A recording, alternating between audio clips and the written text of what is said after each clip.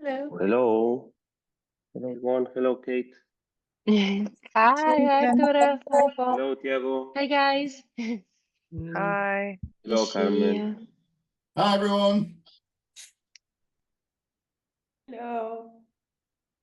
Hi. It's a very nice background, Yvonne. Thank Always you. you have like an amazing background with your office, right?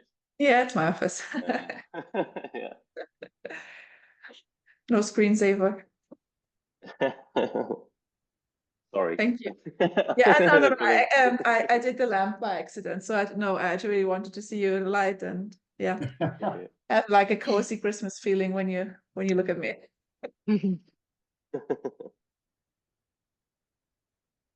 So, Kate, are you in Malaysia, did you say?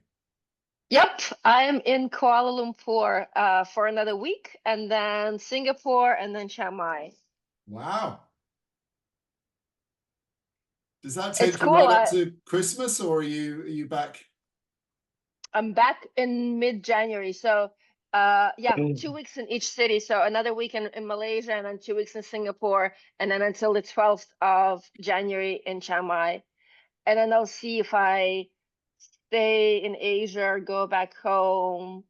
Probably go. I mean, I'm sure at that point I'll be ready to face, Europe and Portugal and all of that home.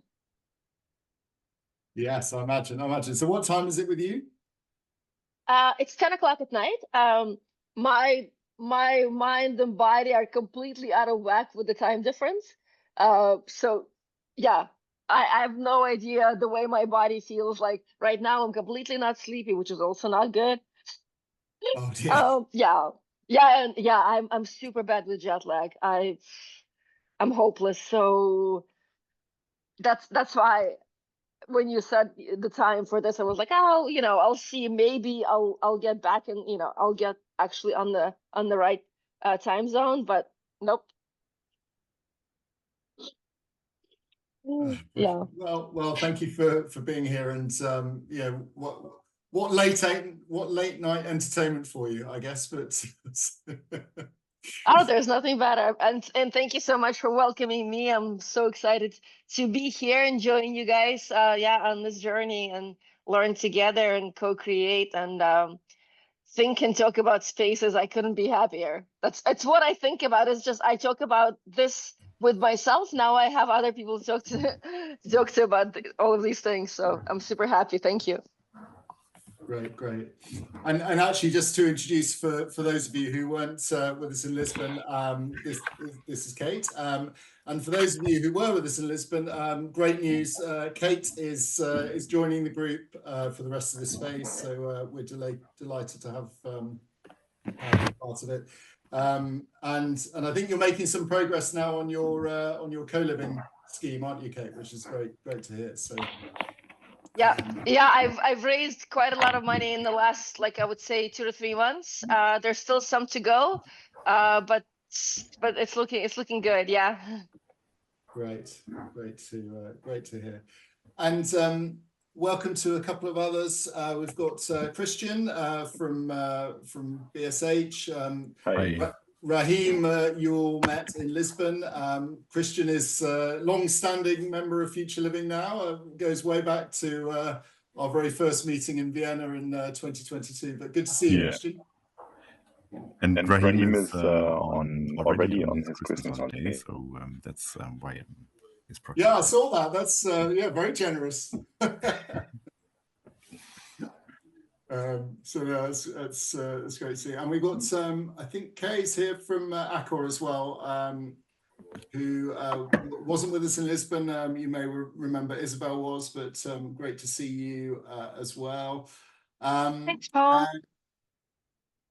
And I had the pleasure of meeting Kay in Dubai just after the last meeting. So great you could be along as well.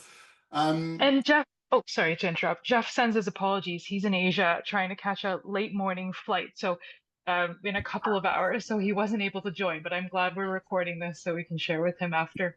Absolutely. And yeah, for anyone that couldn't make it, we have it recorded. and we'll be sharing it afterwards together with a summary as well, of course, as well. And I'm trying to think, is everyone else? Hello, Bronwyn. Hi.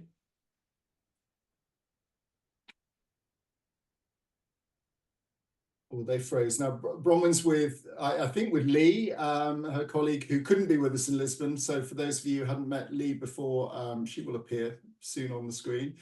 And then also Carmen and Alexandra. Carmen couldn't be in Lisbon, again from the first phase. So good to see you, Carmen. And good to see all of you Town. for the fourth. Hey, Browning is also here. Hi. There we go. And Lee, we're both here. Nice to see all of you again, and so many new faces.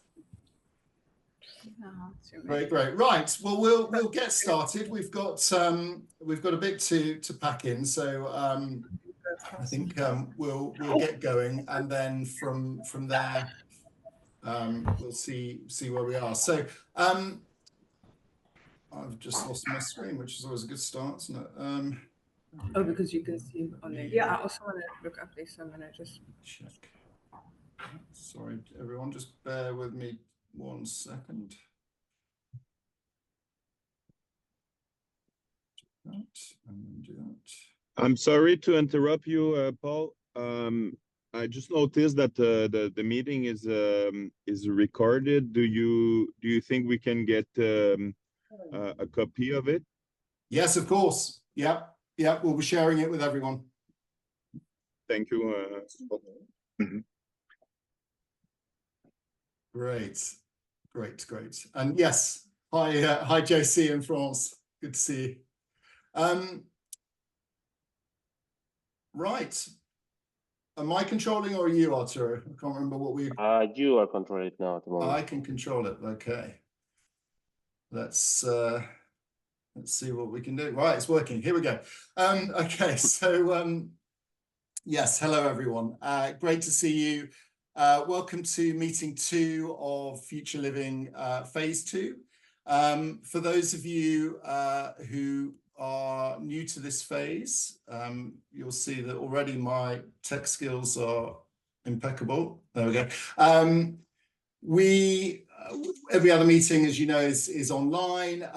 We try and keep it as punchy and lively as we can. We know that being online is challenging at times, so what we'd like is for it to be as interactive as possible, and we have got some forum and opportunities to do that. We also like to bring in some outside voices, and we're delighted to have those as well today. So just to recap, it was a great first meeting in Lisbon. Thank you to everyone who was able to attend. We had a really great experience, and I think it was there were some really great connections straight off from everybody and the new partners and old. I think Lisbon surprised us, even though we organised it, but I think it gave us lots to contemplate, lots to see. I think we heard from lots of different, a very diverse sort of group of actors within the city there. And of course, as we always try to, saw a variety of service living product. Interestingly, since we've been in Lisbon, Ando Living, who of course we went to see, have been in the news. They've acquired a London service apartment business called Service City Apartments. So their plan is in full swing, and by acquiring a trading business, I think is an interesting progression from them. And so it'd be interesting to see where that goes going forward. So thank you for those of you who gave us some feedback. I think we've taken that on board, and we'll be able to sort of push that into future meetings going forward. But generally, it was great to hear that you found it interesting and beneficial on several levels. So very much look forward to the next in-person one. We'll come to that towards the end. For those of you who've been in Mighty Networks, you'll have seen the dates are in there. Those of you that paid attention to my email I sent on Friday, then you may already know where we're going. So today, so we're very fortunate to have Lauren Vargas join us today. Lauren described as by day a digital dragon wrangler, Lauren, which I think I'm excited to see some more wrangling that will happen. But Lauren's 20 years experience. She's a futurist and works with organizations around their sort of community and communications and collaboration strategies, and helping businesses to look forward and consider sort of trends that are happening and how they will impact. I'm sure she can introduce herself better than I have, but she's going to lead the first part of our session today and talk about how we can look at sort of mega trends and relate them back to our businesses. And so she's going to explain a little bit about that. We're going to have a wide open group discussion. Those of you able to take a look at some of the content we sent at the end of last week, it would be great to hear your thoughts on that, but equally Lauren will talk us through, so don't worry if you weren't able to see that.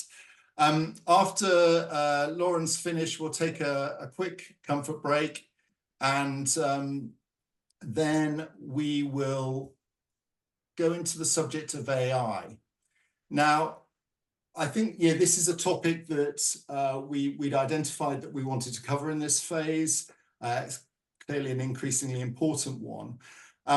We did have somebody lined up to come and talk who's an expert in this space. Unfortunately, they weren't able to join us today.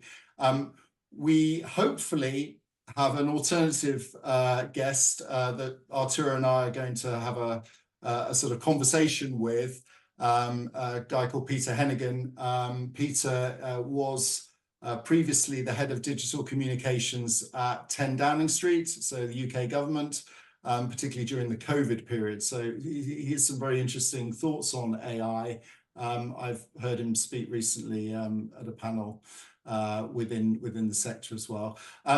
He has gone a little silent on us this morning, so we're hoping he'll be here, but if he's not, we've got some other plans around AI, and we really want to try and get to understand as a group how your respective businesses are approaching this and how we might address this topic going forward through the rest of the phase. So we'll do that.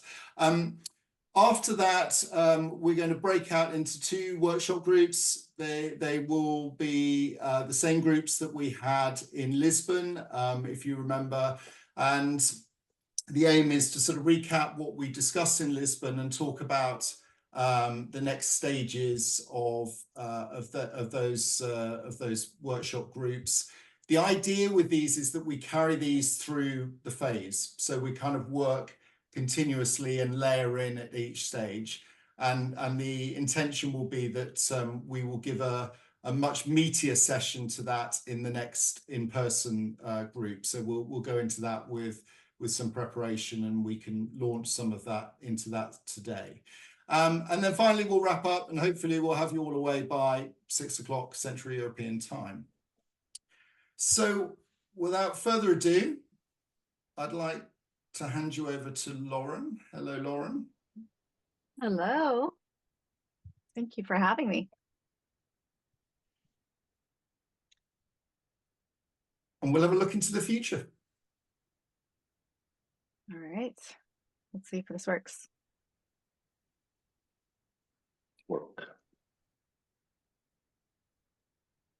There we go. Perfect. All right. We're going to be talking about shaping and resisting alternate futures. And I use futures in plural for a very specific reason, is especially this time of year. you will see all kinds of emails and publications come out about the predictions for 2025. Everybody has a crystal ball. Everybody thinks they know what is going to happen. But what is going to happen, and how do we assess those types of link bait from the real trends or the vigorous and rigorous study that is being done around futures thinking? So just so you know who I am, I'm not going to go through my whole entire CV. I've had a zigzag career, but I spent the first 20 years of my career working primarily with heavily regulated organizations, and where strategic foresight hasn't been my entire job, it has been an element of my job. I started out in state and federal government working for the Department of Defense. And so my strategic foresight development was very militaristic. And over the years, I have mellowed a bit and taken more of a regenerative lens to the way that I think about strategic thinking, the way I think about strategic foresight. But strategic foresight has been part of every single aspect of my career, working internally and externally with organizations. And up until 2018, I worked primarily with private and commercial organizations before moving into the cultural sector. So just wanted to have you know, a little understanding of who I am. I call myself a digital dragon wrangler. I don't usually call myself a futurist because that's just one of the elements in my toolbox.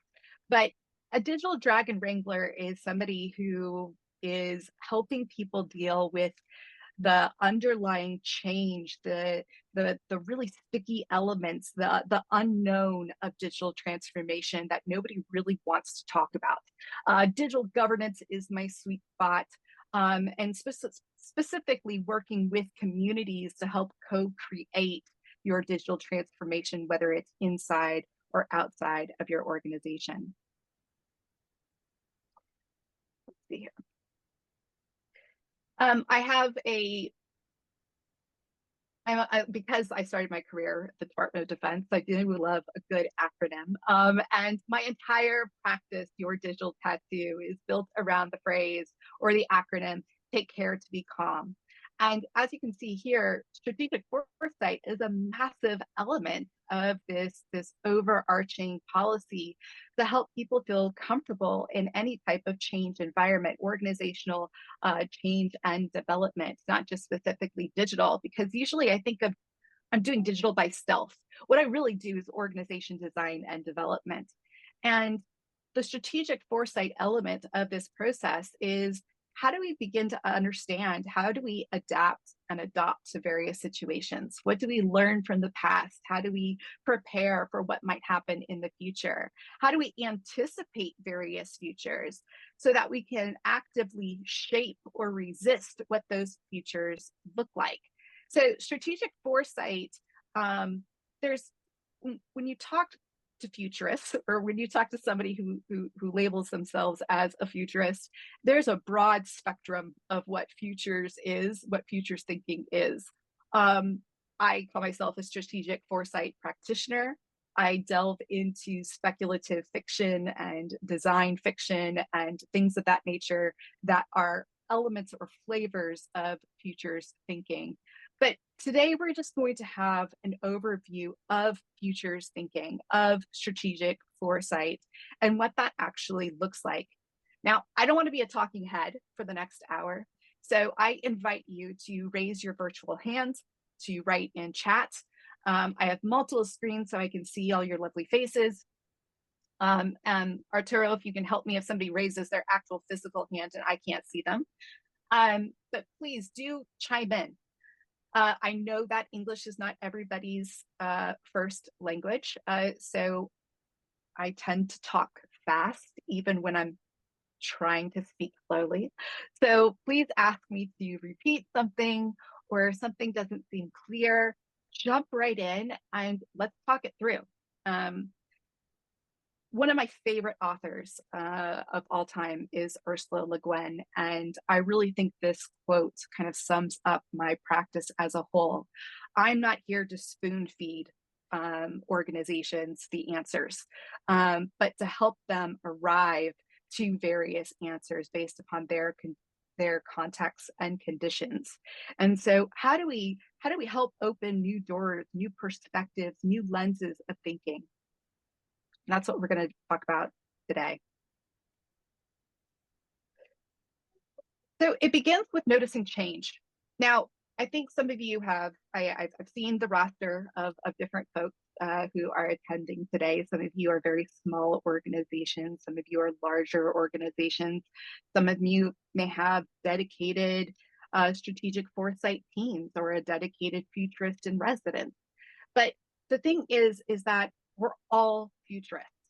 We are always looking ahead. We are always thinking ahead. Just think about, if you have to commute in the morning, you have to think about, well, what time is that train going to arrive? How early do I need to get to the station? We are always thinking and trying to think about if-then situations. Now, having an if-then mindset, noticing change, that's both inherent and also a practice. So when we talk about change, it's really digging deeper into, what does change mean? So when something happens and, we might have some type of visceral reaction to it, but it's really about digging deeper into why we think that is change. Is it change for us? Is it change for other people? Is it change for the organization as a whole? What made that change possible? Were there patterns? Were there signals? Were there things leading up to that particular, moment, that pivot, that tipping point that we could better understand so that we can anticipate if something similar happens in the future? What effort did that change require? Anybody that has managed any type of change management functionality or role or responsibility will know that change takes a lot of effort. It doesn't happen overnight. It may seem like it happens overnight because all of a sudden, people get it, or people are rallying or swarming around it. But change is slow. Change is, it happens at an individual micro level before happening at a macro level. We're also, when we're talking about change, we want to understand how long it takes for that change to happen, and to realize that it has those peaks and valleys. And some things are going to happen at different speeds or different rates or different paces of change. Think about it like a house. Everybody, the structure of your house, it decays at different rates. Sometimes you have to have your foundation replaced. Other times you can visibly see your wallpaper peeling, and you need to redo, your wallpaper or your paint. But they're all at different stages of decay. So when we think about change, change has those same pace layers. So it's happening at different times. But what we also want to better understand is, what are the results of those change, of that change or those changes? Meaning, what's the ripple effect? What are those intended and unintended consequences of that particular change? How can we get better at not just noticing change, saying, oh, that's something that has changed, but how do we get curious about that particular change? Some of you may be familiar with this. This is one of the many models in the strategic foresight world. This is from the Institute for the Future. This is the cycle of strategic foresight. And I think it's important to introduce this particular model. There are many different models out there, but I do like to reference this one. It's very clean. It's very specific.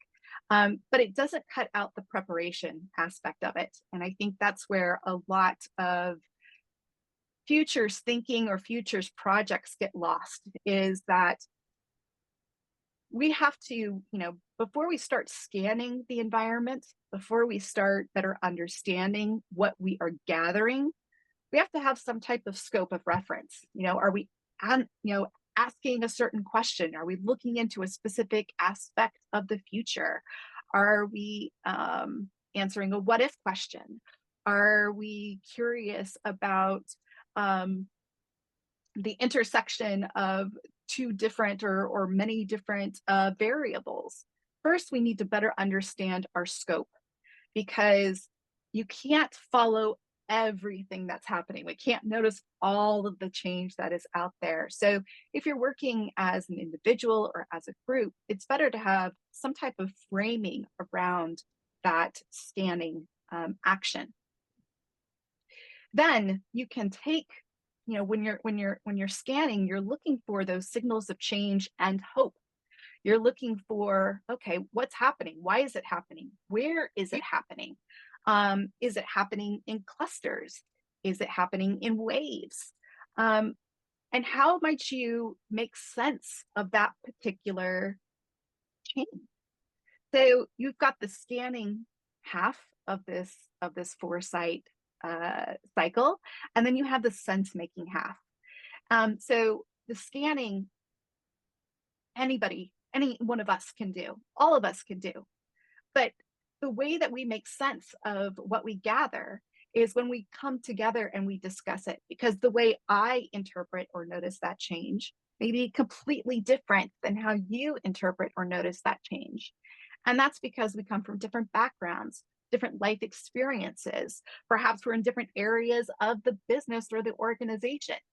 Even in the smallest teams, there's a wealth and complexity of different interpretations that we need to be aware of.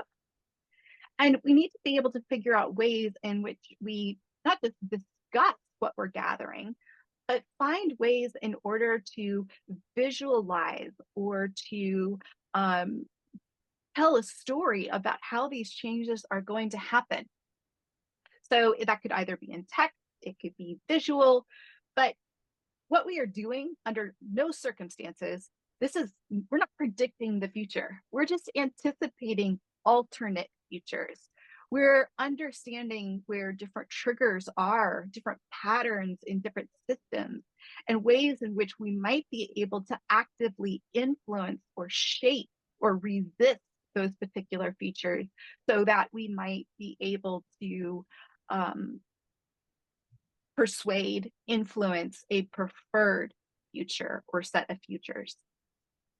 And it's also important for us to not just take all of that scanning and sense making, but now to put it into action. What does that mean for us today? What do we do with this information? How is it going to help us make better strategic decisions? How is it going to help us not be so reactive? How is it going to help us to think more proactively about, if we make a decision today, what are those intended and unintended consequences of that action in the future or futures? Also, being really critical about what are those uncertainties? What are those things that we know are just going to be dropped, into our zone of work or belief or thinking, feeling, being, that we need to anticipate. So COVID obviously is a really great example, of one of those, uncertain events that happened to all of us. And there were some that predicted that it was going to happen or anticipated those particular features, but a lot of people didn't go through the act of actually anticipating what that future might look like for themselves and for their businesses. So this cycle is continuous, and you don't have to do every single aspect of the cycle, but the cycle is a really nice way to frame those different types of roles and responsibilities that you take on when you are developing, when you are building your strategic foresight development or practice. So when we talk about foresight, that first stage, what does that actually mean for us? This means that we are really looking at how those signals are building into larger trends, how we are thinking about how those trends are being impacted by larger risks, drivers, and forces. And not just what happens to us individually, but what happens to our organization, our ecosystem, the partnerships, our collaborations. And this takes a whole new set of skills and responsibilities. And these have to be continuously cultivated. Strategic foresight's not something you just, pull out of the bag. What I find really interesting is that throughout my career, the only time I've been called a futurist, or I'm asked to do very futuristic, futurist type of work or lectures, things of that nature, is after a really big event. So like after the 2008 financial economic crisis, of course, everybody wanted to okay, now we got to think ahead. We got to think ahead.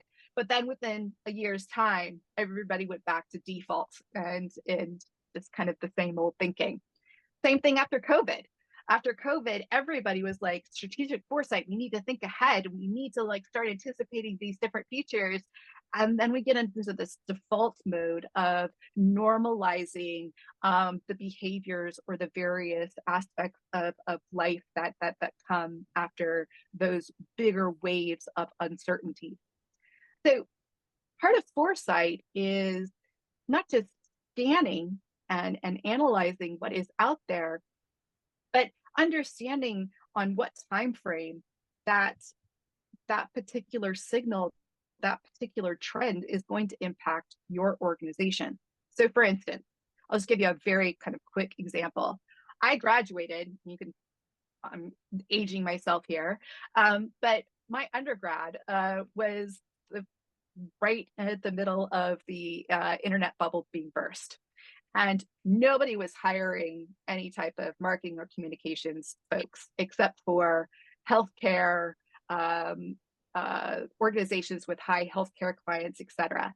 And I kind of rode that wave for about a year before moving to the federal government. But it took that long for that particular crisis event to impact that particular sector. So the different changes, the different uncertainties, the different ripple effect, it's looking at not just what is happening to you as an individual, you as an individual organization, you maybe as a regional ecosystem, but what are those macro, those global trends and circumstances? How do they filter down and start to impact the way that you're operating or doing business? So environmental scanning is a major part of strategic foresight development. And that's for us to be able to better understand that there's a complexity of futures out there. There's not any one future. And even though, and we'll talk more about scenario planning soon, but we can never anticipate every single scenario that is going to happen.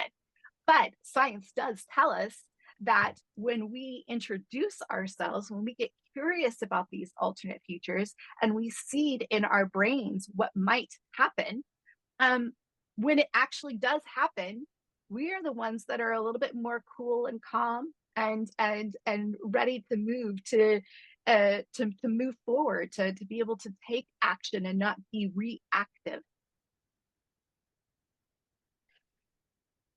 Second part of that cycle is gaining that insight.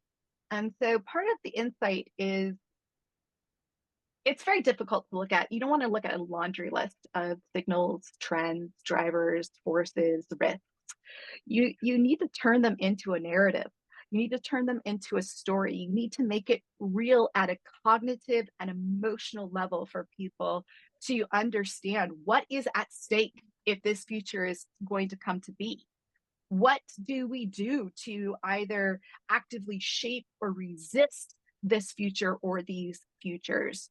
What do we need to do to better understand or get curious about the aspects of the influencers of these particular futures?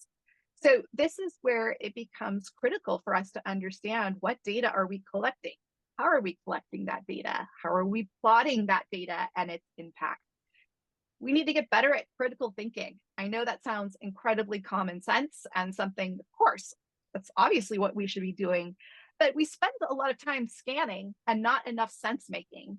we have to be able to talk and discuss with each other and understand where we are in conflict. And I don't mean conflict in a bad way, but where there's healthy tension, where there's healthy friction, where there are different perspectives, where there are different biases of thought and lived experience that we need to be able to better understand so that we can anticipate these futures and our actions accordingly. And this means, once again, not thinking about it just from the cognitive perspective, not intelligently, like, or logically, this is going to happen, but how do people behave? The future is about humans, not just humans. It's about much more than humans, I would say. But that's kind of one of my pet peeves when people say human-centered. I like to think about life-centered, meaning we are, we're one part of an ecosystem, and we need to understand where we are within that ecosystem. And so having the emotion, the empathy to be able to better connect, not just with other people, but with other areas or aspects of the ecosystems in which we are doing business. And this really helps us to be able then to better understand what is our, what strategies do we want to put in place? How are those strategies different than vision? How do we not get stuck into just a tactic type of mode? And this is where we really have to come into action. So I see a lot of people, hire futurists or strategic foresight practitioners, or if they've got that strategic foresight department that's incubated in, the corner of some organization, they bring them in, do some presentation, and it's kind of like one and done, and everything's put on the digital, shelf to gather dust. How do we actually take action from what we're learning from these various scenarios, from the scanning and the sense making? How are we thinking about our readiness levels? Do we need different people, different talents, different skills? Are we thinking about the new rules and norms that are going to be developed or that need to be developed in these alternate futures?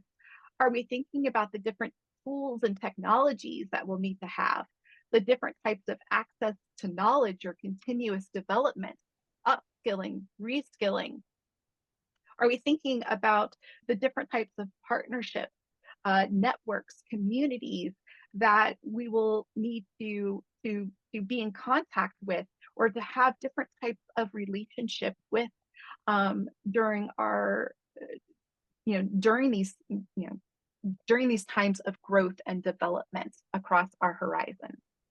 So this is where all the strategic foresight, the scanning and the sense making, this is where it really starts to come over into your strategic planning, your organizational design and development. This is where you're starting to think not just in, reacting, what's going to happen tomorrow, what's going to happen 5 years from now, but what's going to happen, how can we start to anticipate multiple actions, if thens, across multiple time horizons? And that's going to help us be more proactive. So ultimately, strategic foresight is helping us look back and see what are those key events, what are those patterns or signals of change, those things that could help us anticipate what might be coming. Now, there's a good rule of thumb here for those of you science-backed. Humans have a very, very difficult time imagining the future more than 10 years ahead. What happens is usually they think of what are called flat pack futures. Flat pack futures meaning they are thinking about what they, perhaps you're a science fiction reader, perhaps, you've seen, things on movies, you're still waiting for your Jetsons, air pack, whatever that might be. You usually default to what Hollywood, what entertainment, what writers have, all those world builders, what they've already described for you, rather than you looking back into your own individual, your own organizational past, your own organizational context and conditions, and really better understanding what are those contexts, what are those conditions that are shaping my particular organization, my business, the communities that I serve. So when we look back, the rule of thumb is if we can only look, if we're looking ahead 10 years into the future, we need to double the time in which we look back. So if we're looking 10 years ahead, we would look 20 years back and look at what are those patterns, what are those dynamics of change. Then we can begin to look forward. And that's where we start with the present, where we're looking for those signals of change and hope, where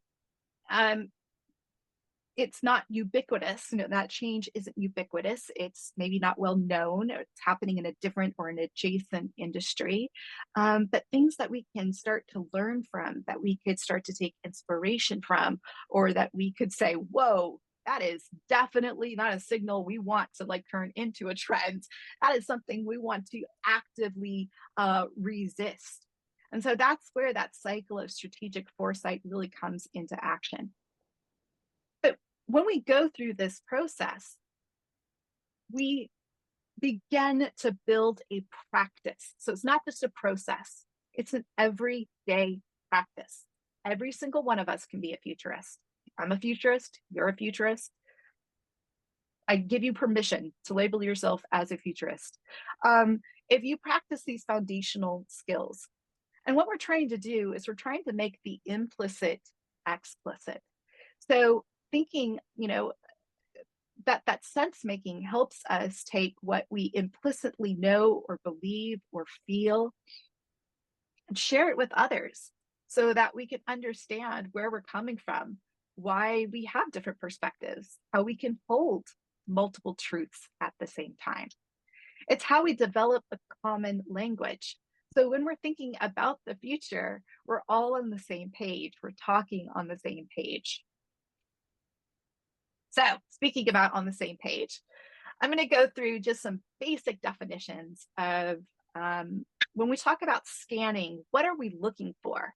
So you've heard me mention a couple of times signals of change and hope.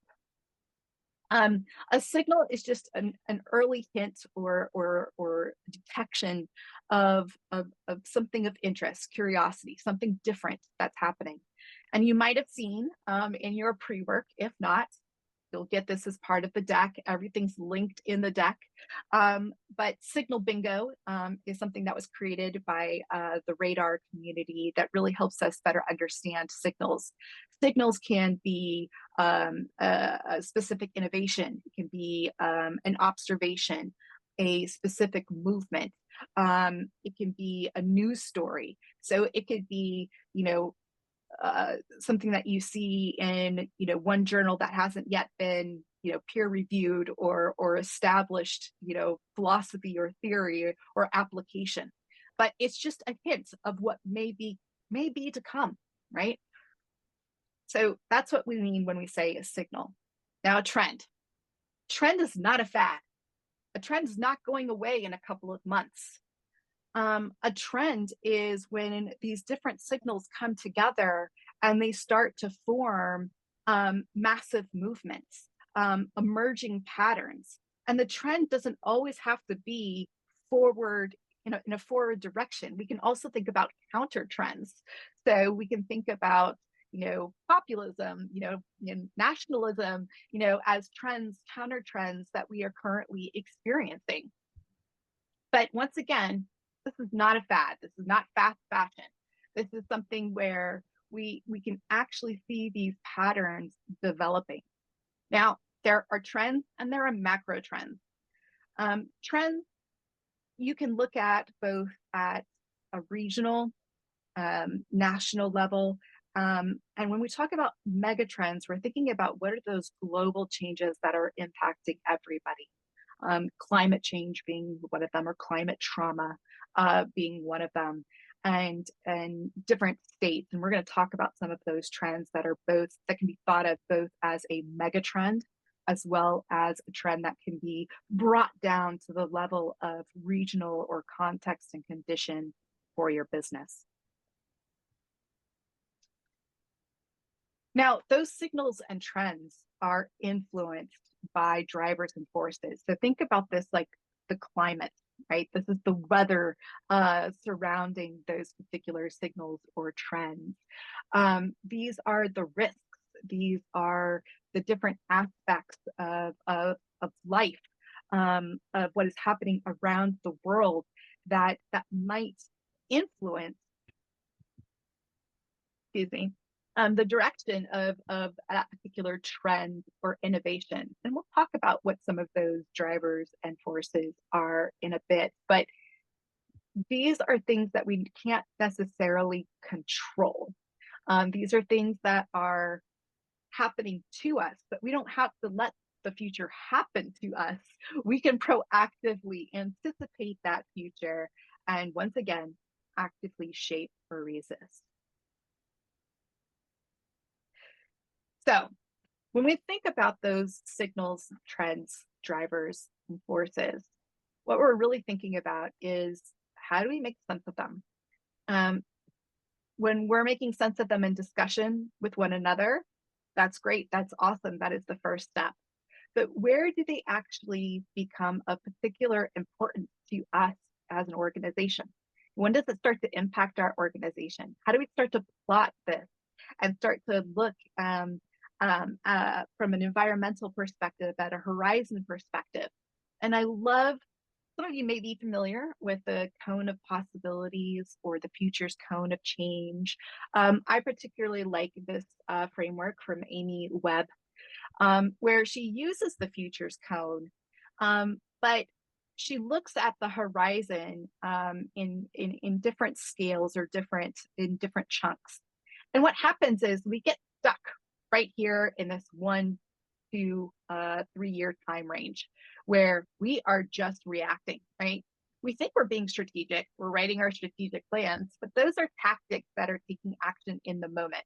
We're not necessarily considering or actively considering, thoughtfully considering, meaning we're putting things in place to counter or to uphold or build or seed specific change or drive momentum or future behavior.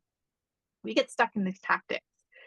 And we build these strategies that are 3-5 year strategies, but they stop at that 3 to 5 year time period, right? Rather than thinking about what are we seeding in that 3 to 5 year time period that's going to have impact later, futures ahead. And so we need to get beyond these first few stages.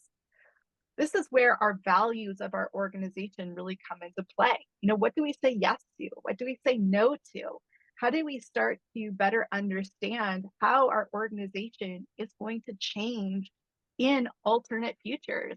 The way that we operate, the way that our consumers are going to interact with us, the communities in which we serve are going to engage with us. So that really comes back to that cycle of strategic foresight where we have to think about the preparation and the scope because we can't follow everything. One of my clients says I eat futures for breakfast. So I have, that larger scan. You don't and can't afford that. You want to build this into your everyday practice.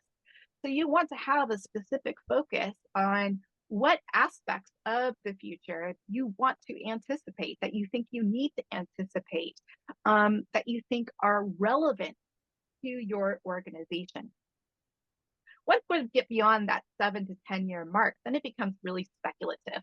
That's really, that's where science fiction really comes into play.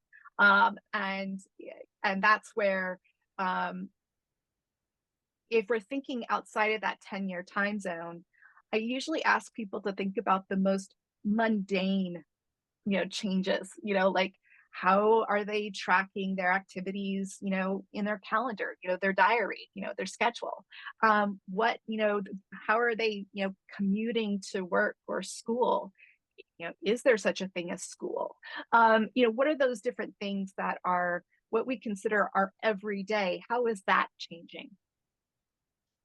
There are lots of different books out there as well that can help you challenge that speculative thinking. Usually when I'm working with clients, and we'll look at a specific tool in just a couple of minutes that can help you generate scenarios. But usually I work with clients to gather those signals, trends, drivers, and forces to create very specific scenarios to help them anticipate different futures. And we really work at making those scenarios contextually relevant for them. But you can also use things like Project Hieroglyph. It was a book that came out of the Arizona State University project several years ago. It's still very relevant, where they asked a bunch of science fiction writers to come together and write a short story. And that's the collection of these short stories. And often when I work with clients, I sometimes use these different short stories to help them immerse themselves in a different world. If you were to wake up in this world, would your organization exist? Would your role exist? How would you individually interact in this world? MIT has a wonderful collection called 12 Tomorrows. Every year, they select a different theme, and they do something similar to Project Hieroglyph. They ask emerging writers, as well as some bigger, more well-known established writers, to think about a specific theme and write a short story. So one of the ones that I've loved the most out of the collection was from last year on the future of communication and what happens, when different aspects of our communication network start to break down. And what do we do when we have these different types of disruptions? This year was the future of art. And if you think that doesn't relate to you, it actually does, because it's thinking about the design of how we live, the design of a function, the design of our buildings, our transportation, etc. So all of these resources are linked for you in the deck. But I find that if you're struggling to help yourself or others begin to understand different types of futures, alternate futures, you can use these short stories to help kind of get that momentum going. But I always recommend you building your own scenarios, because that is the best way to get the most relevant contextualized information. So that was a lot of me talking at you. You can pause here. I can take any questions, but I'd love to know if some of you did, look at, we gave you one trend report from the UNDP, the United Nations Development Plan Program, and one signals report. And then we said, look at those reports, see if there's something that stands out, and then use our radar signal bingo. This is from the Radar DAO. To come up with your own signals of change and hope. So did anybody, you can either raise your virtual hand, or if you're not comfortable in unmuting your mic, or you're not in a position to unmute your mic, you can always put those signals of change in the chat. But anybody, and it's okay if you didn't have time to do it. We know it was kind of at the last minute, so we're prepared to move on, but I'd love to know if you are recognizing some signals of change and hope that you want to share with the rest of the group, and why.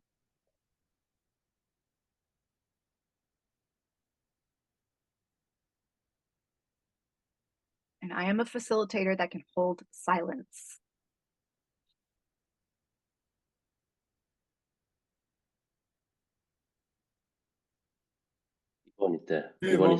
Hey. I'm sorry. I wrote these documentations, but I don't know how to use this radar scheme, so I'm not able. I think I'm not able to answer your question properly.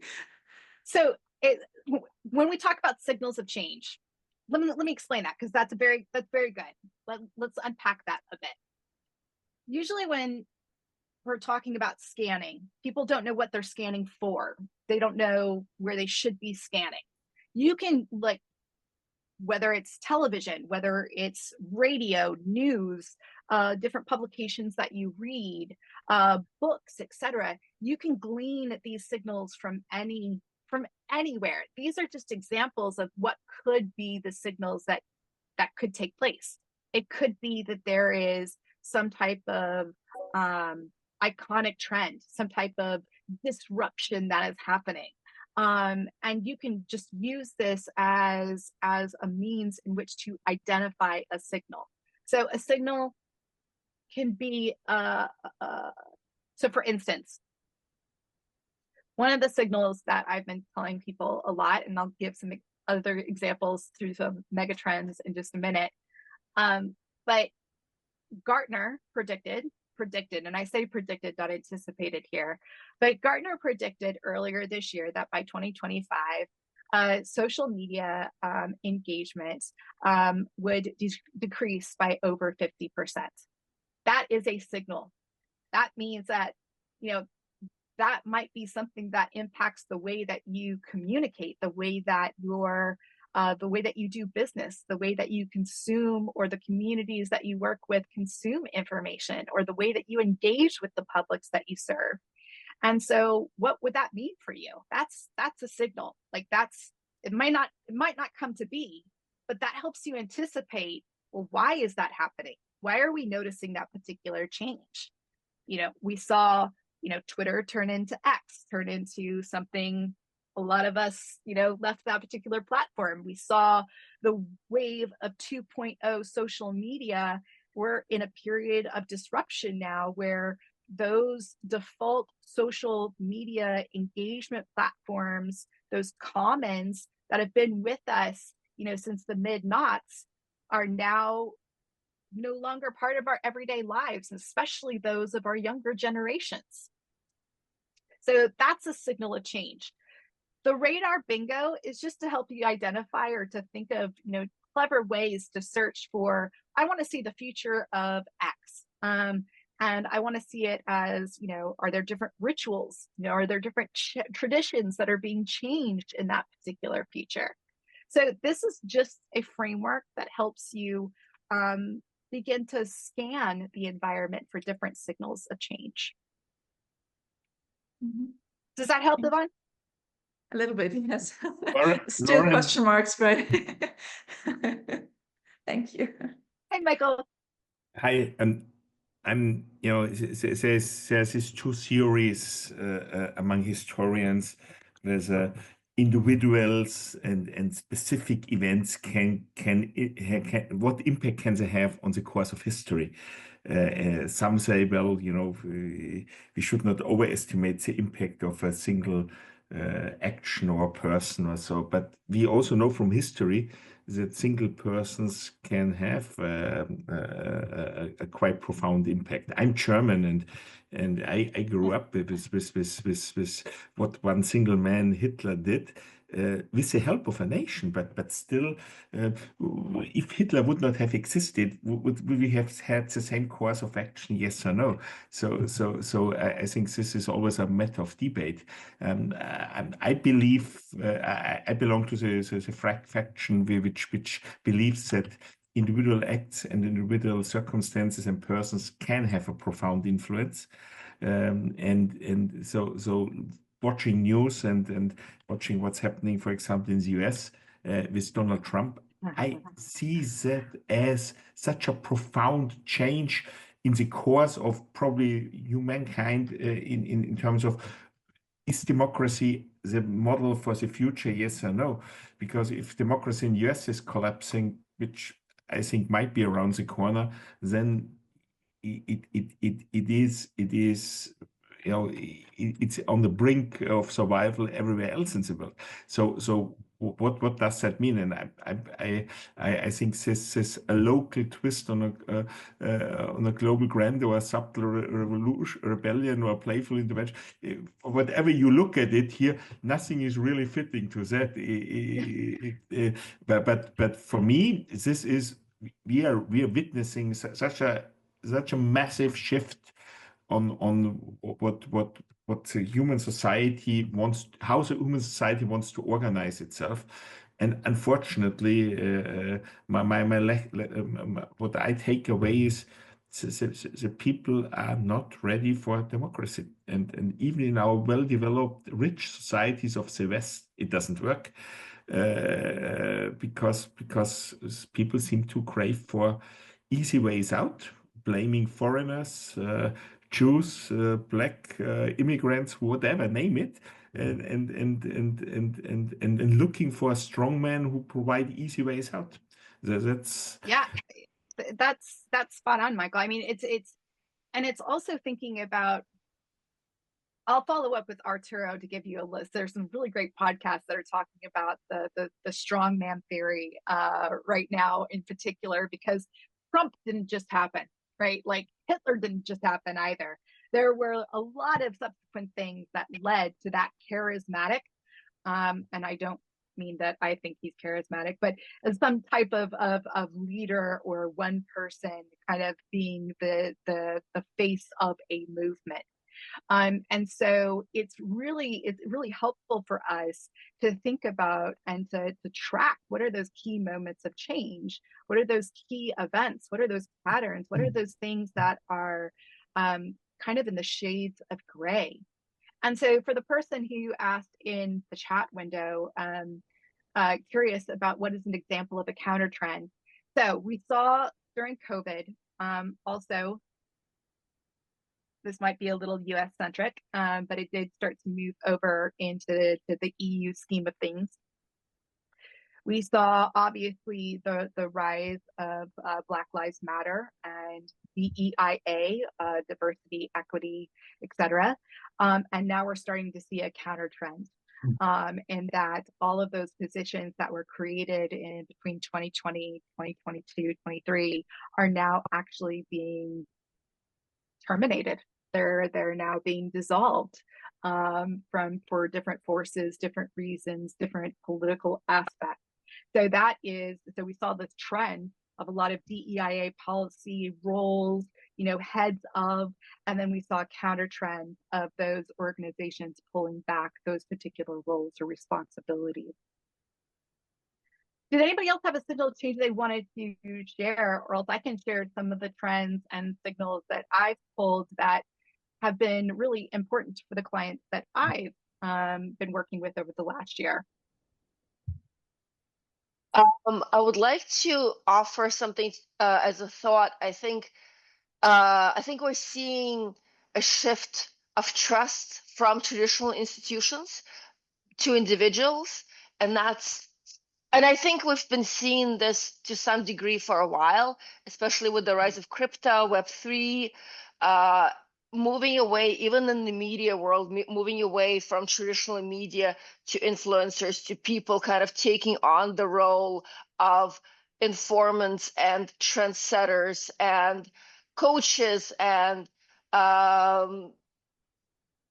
people to look up to, and forces that shape public opinion and the way we see ourselves in society. That's just an observation for me. Oh, you're spot on. In fact, one of those macro trends, one of the trends that's impacting everyone across the globe is the trust deficit. And so, we see things like the Edelman Trust Barometer, where we see that individual people, think far less competent, or they think that business and non-government organizations are less competent. They believe that 60% of the leaders in government, business, and media try to intentionally mislead them. And when we think about those global levels of trust, how does that start to impact our own individual businesses, the way that people consume or engage information and communication with us? And so trust is a massive trend that we need to be thinking about, and how it starts to trickle down into the way that we operationalize both internally and externally our policies. In fact, based on, I think what Michael was saying and also what was just mentioned, we're seeing this, democratic backsliding.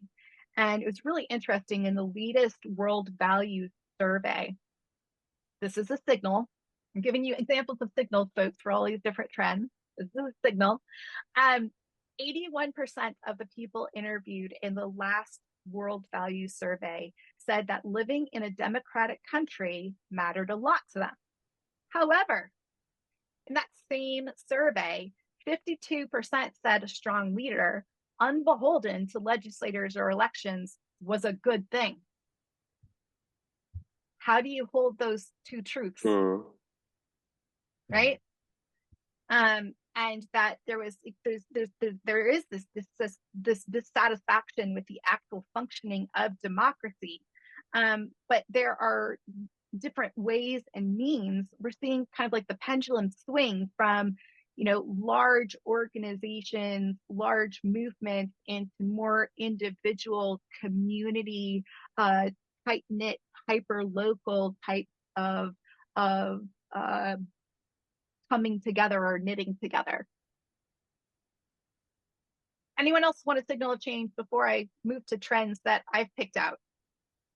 But I'd be happy to hear from any of you. Well, so, something, and for me, Lauren, from that UN report, and bearing in mind it's something we want to talk about a little later on as well, around AI, which I thought was quite interesting. I think there was a statement that said, excited about AI, says 54% of the world. So I guess if when we're looking at bigger things that are happening, I mean that the indicator from that would be that you need to react to that, and you need to adapt to that, because actually whoever you're interacting with, whether you're B2C or B2B, is your customer, your client, your guest, your resident, is probably going to be excited about it. So whereas I think we sometimes hear the counter to that, and I suppose again this is how do you balance what you hear, which there are always two sides to two views, two sides to an argument, more than two views. Yeah.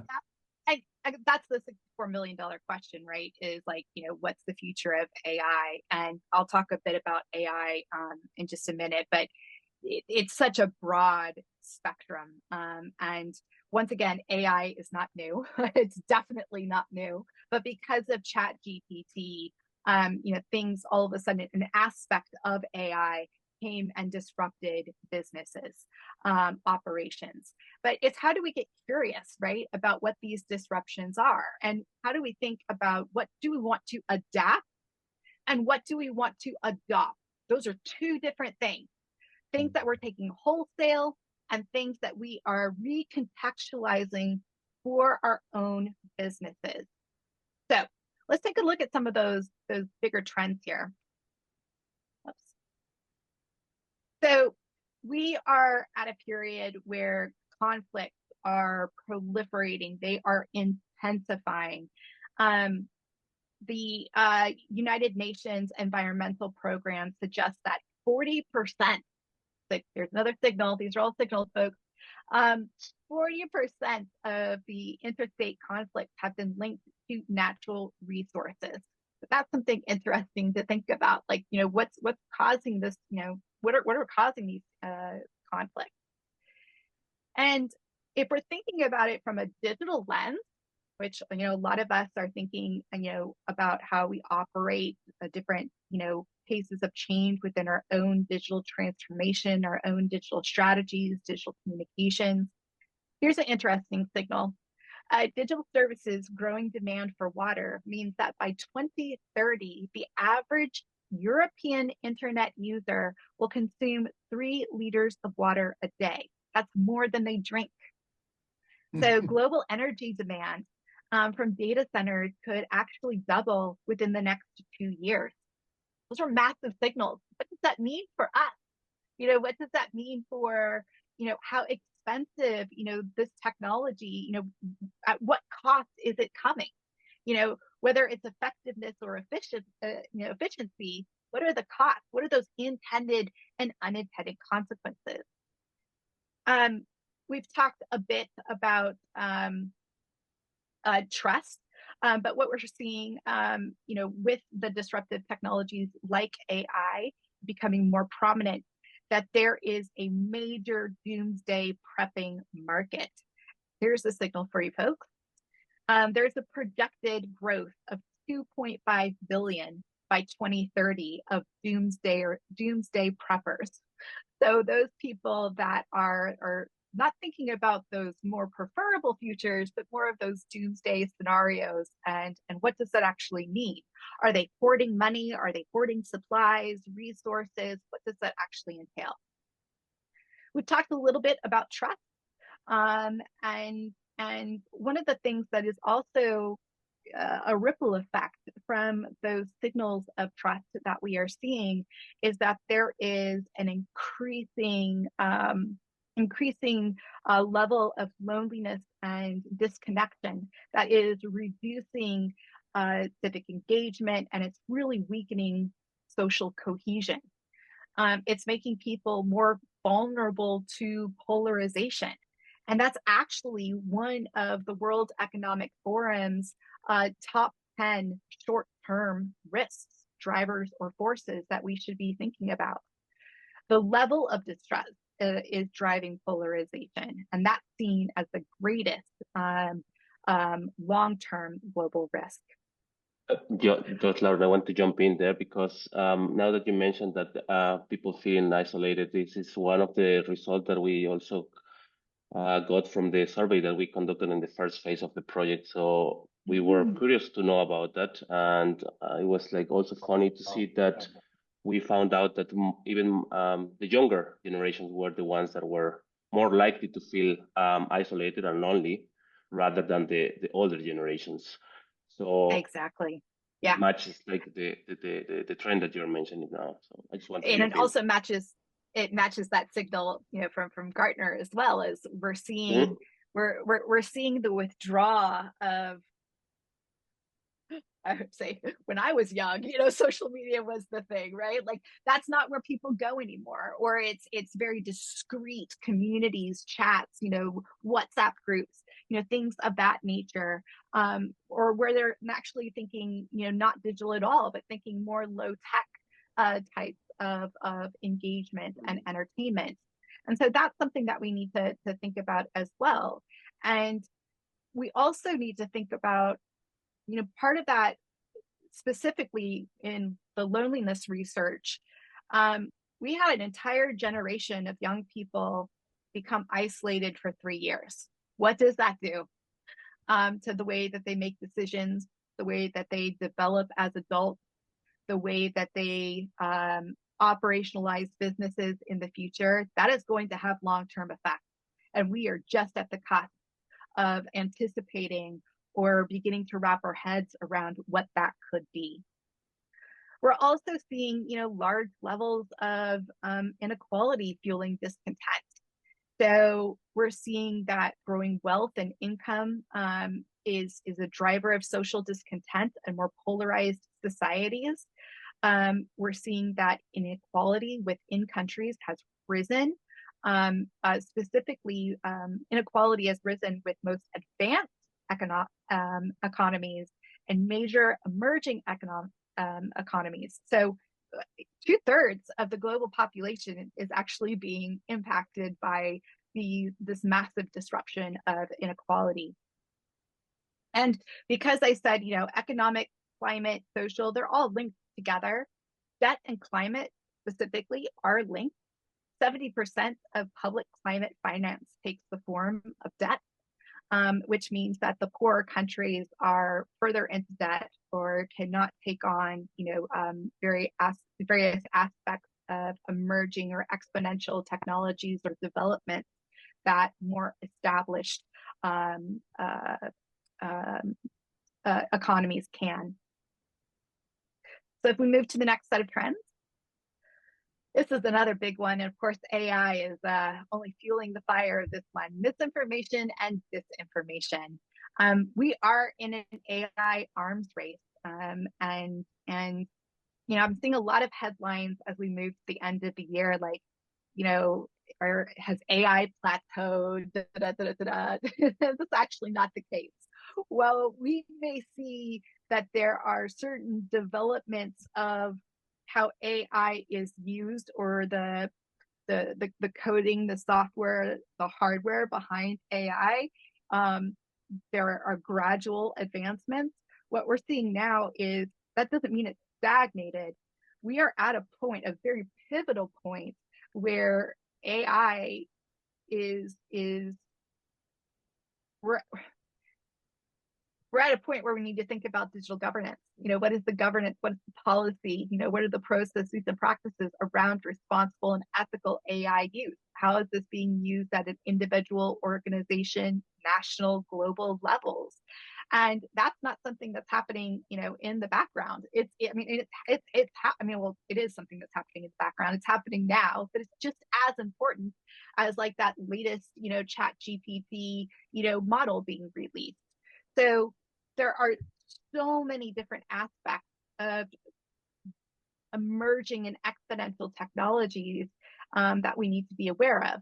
Misinformation and disinformation is going to continue over the next 10 years to be one of the biggest drivers and forces that we need to be aware of.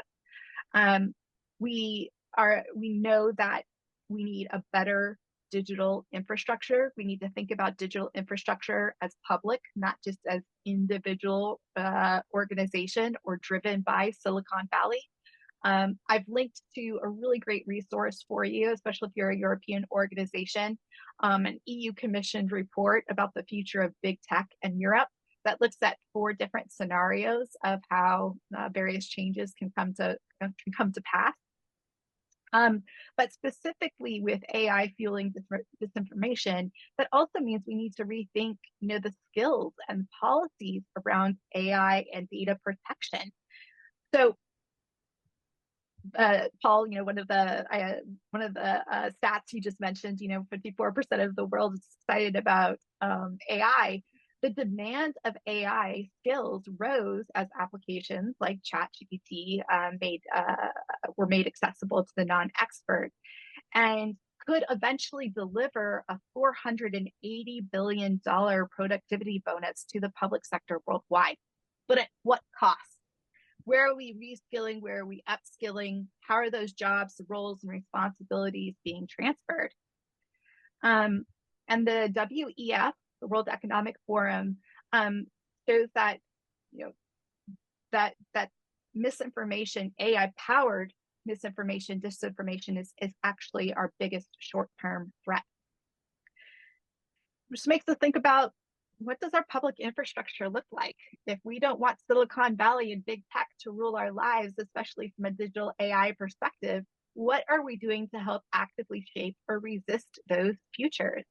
So thinking about what type of investment is needed in that infrastructure, where does that structure come from? So governance isn't keeping up with the pace of change. Concerns that include data privacy. So for example, data breaches in particular have tripled between 2013 and 2021. There's also the environmental impact of data centers and ICT networks that account for 6 to 12% of our global energy use. So when we think about climate change, climate drama, the digital is not the end-all be-all answer for everything. It comes at a cost. And this is an interesting signal for you. The cloud has a bigger carbon footprint than the entire airline industry. Just let that one sink in for a moment. Okay, so when we're starting to scan and think about what these signals mean to us, we need to think not just how they're impacting our global ecosystem, but our hyper local ecosystems, our operations. What does that mean, and how people engage with us, or how they're making decisions? how they're traveling, or how they're saving money, or how their bills are being used for different types of expenses or costs. We're also seeing that there is a total global investment of R&D that continues to grow, but only within developed countries. So thinking about, you know, what is that impact of developing economies? It's still quite unknown. But green tech exports fell from 48% to 28 in 2018 to 33% in 2021, just in developing countries alone. And we're starting to see talk about counter trends. You know, everybody was all SDG, right? All sustainable development goals. Everybody was like all in, you know, that was the thing everybody was talking about. And now we're starting to see those counter trends. And like, there's no longer that greenwashing. What does it actually mean to have those, what does success and accountability look like with those SDGs and making that green transition? And how does it impact global R&D? So just specifically on R&D, I thought this was an interesting signal. Global patent applications increased from 2 million in 2010 to 3.5 million in 2022, with the vast majority in developed economies, specifically coming from China and India. So what does that mean for development circumstances? So these are all things that you can start to, you know, think about. I'll just give you a couple more. Obviously, migration is a major trend. And we are seeing that there are a lot of weather-related events, conflict-related events that are driving migration potentially across borders. That is influencing the way that we operationalize both internally and externally. We are starting to see that, you know, this is becoming a threat multiplier for a lot of nations or different policy developments or policy communications. And we need to start thinking about growth as not necessarily tied to economic growth, but think maybe from more of a place of abundance, and where we start to think about growth in other areas besides monetary gain. Another is obviously we are seeing increasing renewable energy development. Of course, we've seen things like donut economy, circular economy trends, you know, start to come into play, but they're still not considered mainstream.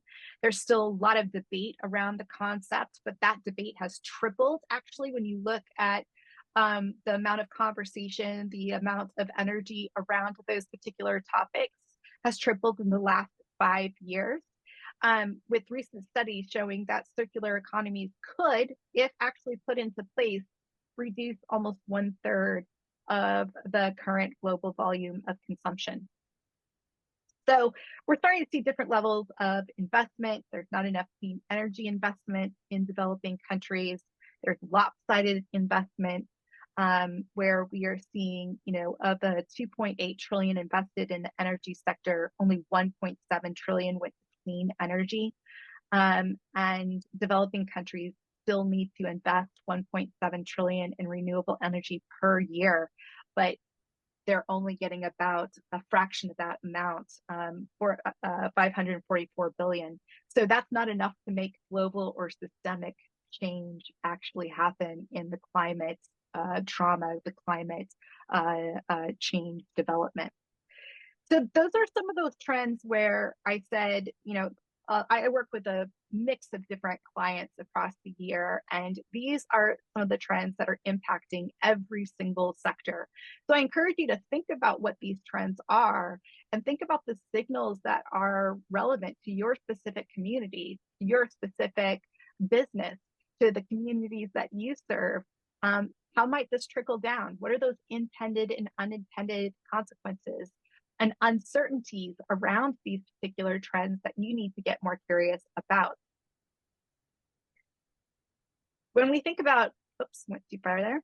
When we think about AI, I just want to caution you, because I said before, there's a broad spectrum there of AI.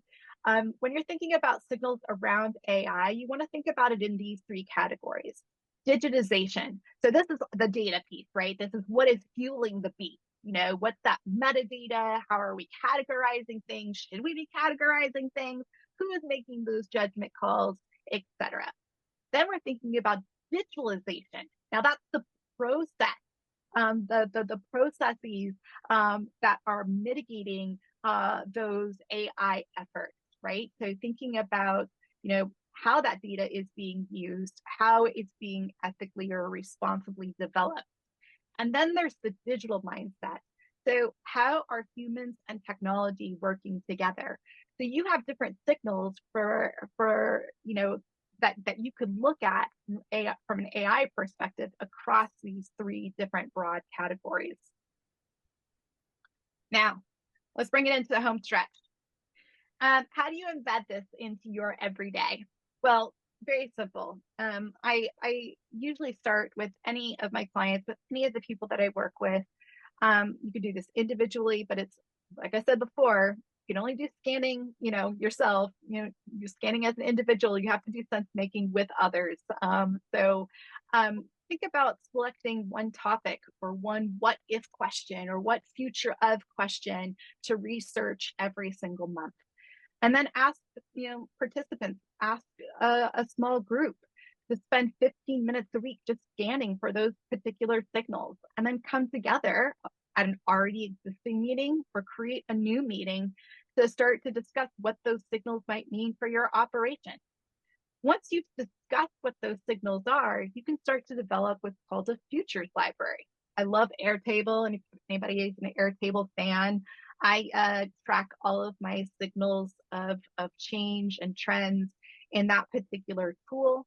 But this is where that futures cone, when you get the deck, when you're starting to plot, when does the signal, trend, driver, or force, when is it going to impact? You know, what does this look like on the horizon? Is it going to be an impact in 5 to 10 years time? Is it impact in 1 to 3 years time? How is that impacting my decision making, my strategic actions today? And most importantly, get out there and join other people that are asking the same questions, that are just as confused, that are just wanting to anticipate different futures. I can highly recommend the Radar DAO community, as well as the the Institute for the Future Urgent Optimists Mighty Networks group. Here's just a really quick glance at the Radar community. They've got some great reports that are publicly available, as well as a Discord server that people from around the globe, including myself, gather signals and they categorize them. And so if you're looking for, you know, what's the future of hospitality? What's the future of, you know, tourism? You're going to get a lot of different perspectives coming through just from this particular community alone. So don't just be a lurker. You know, start to add your own signals of change into the community as well. So feedback. All right. Now there's this tool that was released earlier this year from the Institute for the Future called the Scenario Generator. And I'm going to stop sharing. Can we stop sharing the slides for just a second? And I'm going to share my screen, Arturo. If that's okay with you? Yes. Yes, it means perfectly. Let's see. So if you want a place to kind of like launch your narrative or start to help visualize a particular story, tools like this are awesome. But you want to feed this with your specific signals of change that are relevant, trends that are relevant to your organization, right? So remember, what you put into it is what comes out of it. So I'm going to just share very quickly. Here is the IFTF. Hopefully you can see it. Yes. The IFTF scenario creator. So just very quickly, just shout out, what am I looking at the future of? Give me some keywords, some signals. Migration. Future of migration, impacting what? Communal areas or What was that? communal areas or like Yeah. squares or public squares and You can see me typing in real time. Okay, now this is just obviously you would put in a lot more information in here, but it will, based on the strategic foresight cycle that I shared with you earlier, it'll start to give you a narrative. Now, use this narrative as a launch point and start to contextualize this for your own organization. But this could help you start to think about what does a, what is an anticipated future? And this is a nice kind of starting point to get more curious about, okay, well, what aspects of this future do I need to know more about? So I have that link for you in the slides. And if we go back to the slides, Arturo, I'm sorry. Thank you very much. And I'll just wrap up by saying that you have access to this entire deck. The scenario generator is linked in the resources. You can see here, I've given you a list of reports that I use and look at, that I kind of use to start my exploration down to a contextual regional level. What I find are the most rigorous studies. They are developed through multiple signal gatherers.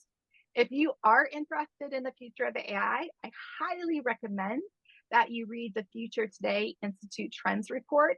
This report is like 900 pages long, okay? But you can flip around in the various sections. There's an entire AI section. So when we talk about there's a spectrum of AI, just look at the AI table of contents and say, okay, maybe I need to be curious about one or two of those, but I can't be curious about all 170, right? I've also included the link to the Radar DAO, and this will help you start to become more familiar with different types of futurist communities.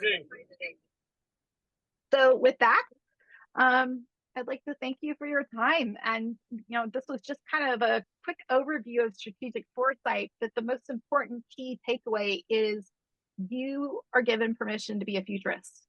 You can start practicing strategic foresight right now, and you have the beginning of the tools and resources to help bring this back into your organization.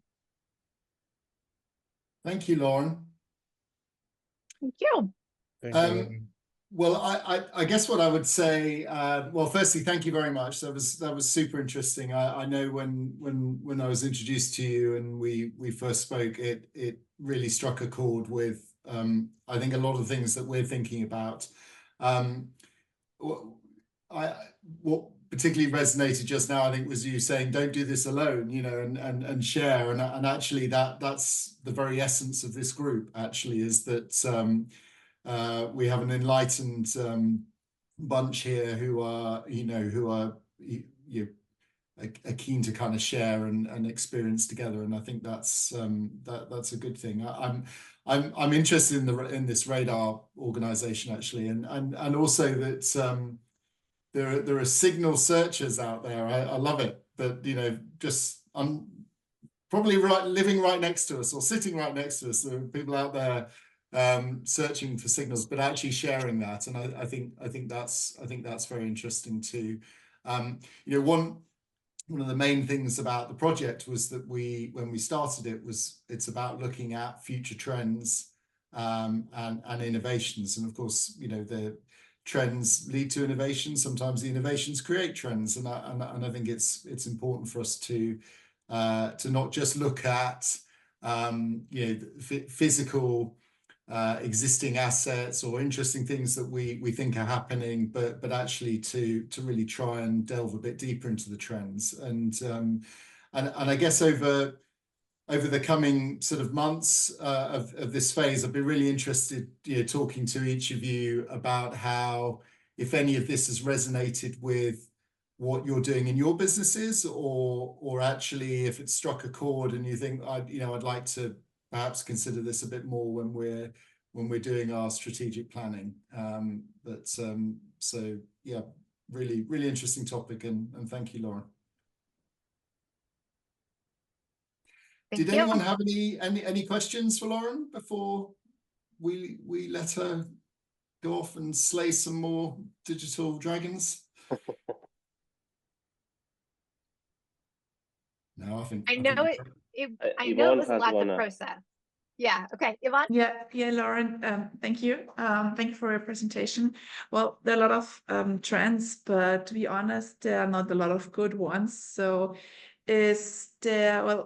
Actually, you also sent these 2 reports, and I really like the one report where the word hope is on the top line. So I think that's more a positive way, because otherwise you just see how things getting worse and worse, and that's a little bit hopeless, I think. So do you have like a good outcast for the next month, or what do you see like good is happening in the future? Well, that's why like most futurists or strategic practitioners talk about signals of change. That's why I always talk about it as signals of change and hope. So not just looking for the bad things, but also looking for the good things, and also noting. I did this really interesting workshop with a global organization earlier this spring, and we went through the whole entire scenario development process. And it was very, very interesting, because at the end, they were rating their readiness to it. And like half the group thought that one scenario was like utopian. Like they were like, this is the best future. This is the future we need to shape. And the other half was like, are you kidding? This is the future we don't want, right? So what may seem like a negative trend for one person might be a positive trend for another, or for a specific business. So it's looking and making that sense making, or taking that conversation and better understanding that sense making, that complexity, the gray matter, that liminal space between. So as far as I'm thinking, I do like the fact that we are, especially as a community specialist, that the pendulum is swinging back to more hyper local communities, and also that hopefully we are moving towards a trend of more sustainable, ethical, and accountable digital governance that fuels our infrastructure versus the other way around, not just reactive. Thank you. Thank you, Lauren. Well, and if you have any further thoughts afterwards, I mean, please always share them with us. I think Lauren will share Lauren's deck, which obviously has her contact details. So please feel free to reach out to Lauren separately as well. But and if you have any other further thoughts, we can always pass them on too. So Lauren, thank you very much. Really appreciate it. I think it's fascinating, and certainly looks like it struck a chord with the group. So thank you for joining us, and we'll keep in touch. Excellent. Thanks. Have a great rest of your meeting. Bye. Thanks, Lauren. Okay, everyone, we're against Future Living tradition. We're almost on schedule, actually, which is I feel slightly unnerved by. But so we've got a short 10-minute comfort break now. So if you could all come back by 3:45 UK, 4:45 CET, and wherever else you are in the world. I think if you're in Canada, then I guess it's where are we now? 10:45. Malaysia, I give up. Kate, anyway, 10 minutes, and we'll talk some more about AI. Okay, everybody, welcome back. Hope you're suitably refreshed, and we'll We'll crack straight into to the second half of our session today. And as promised, we are going to talk about AI over the next 20 to 30 minutes or so. I think it's, as we've identified, a topic that we want to look into in this phase of future living. And I think be useful to start the conversation, start the debate, and I think start to understand where are the areas that collectively I think we think are worth exploring further over the next few months.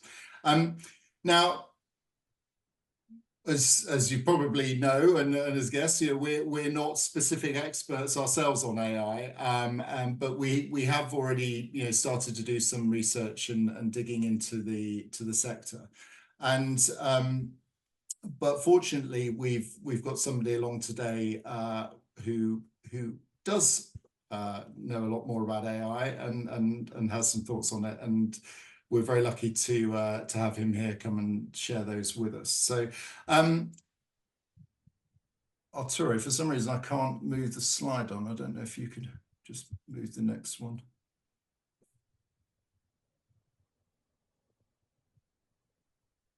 Aha, there we go. So, just before I introduce Peter and we move into our chat, just some thoughts as we see it really in terms of where AI, I think, can have an impact in the sort of hospitality and particularly the service living sectors. And we see it in sort of three areas really. One in enhancing that customer experience, and I think there are very obvious signs of that. If you like, it's the front-facing thing we see. It's things like chatbots and generative AI. But also in a way that potentially that can start to impact the environment within these buildings. We think it can potentially enhance staff efficiencies and therefore sort of business efficiencies, and whether that's automating some of those routine tasks, it's allowing people to be more efficient with their jobs, whether it's potentially monitoring performance and understanding that better. We see potential for that, and then also around cost savings and things like sort of predictive maintenance, controlling energy usage as well, and if you're an operating business, some impacts there into sort of helping with revenue management, and again that all has a knockback potentially in terms of just overall being more efficient. It's an overview. It's some thoughts there for perhaps you all to have a think about, where you are with your respective businesses, whether you're as an operator or a designer, architect, a building owner, service providers, manufacturers. I think is there's impact to be had, and we're super interested to hear everyone's thoughts on this. But as I mentioned, we're very pleased to have Peter Hennigan join us today. Peter is the founder of the Future Communicator, which is a communications and AI consultancy. Peter's background is pretty extensive in the communications world, and as I mentioned before, Peter led the digital communications 10 Downing Street, the UK government. And was there particularly during the very difficult COVID period when I think certainly digital we were all grateful for. So Peter, welcome. Great to have you with us.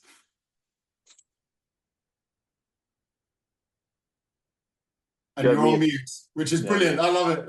The tech experts, yes, that's what I usually do. But it was on purpose. Lovely to meet you all. It's great to be here, Ed, and thanks for the invite. Pleasure. So, Peter,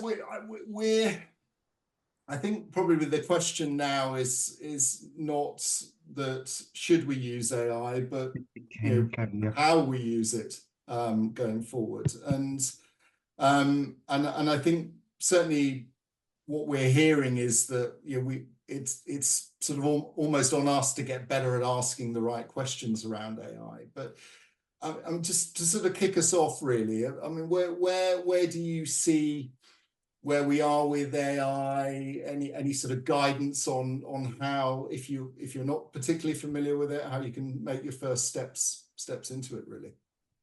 Yeah, I probably should start by just giving a bigger picture before I go into the details. And there's a lot of easy wins. I'm really looking at AI, and I've other people do the same, as the equivalent to the Industrial Revolution when steam and electricity almost kind of started to power up stuff, whether it was machinery, travel, whatever it might be.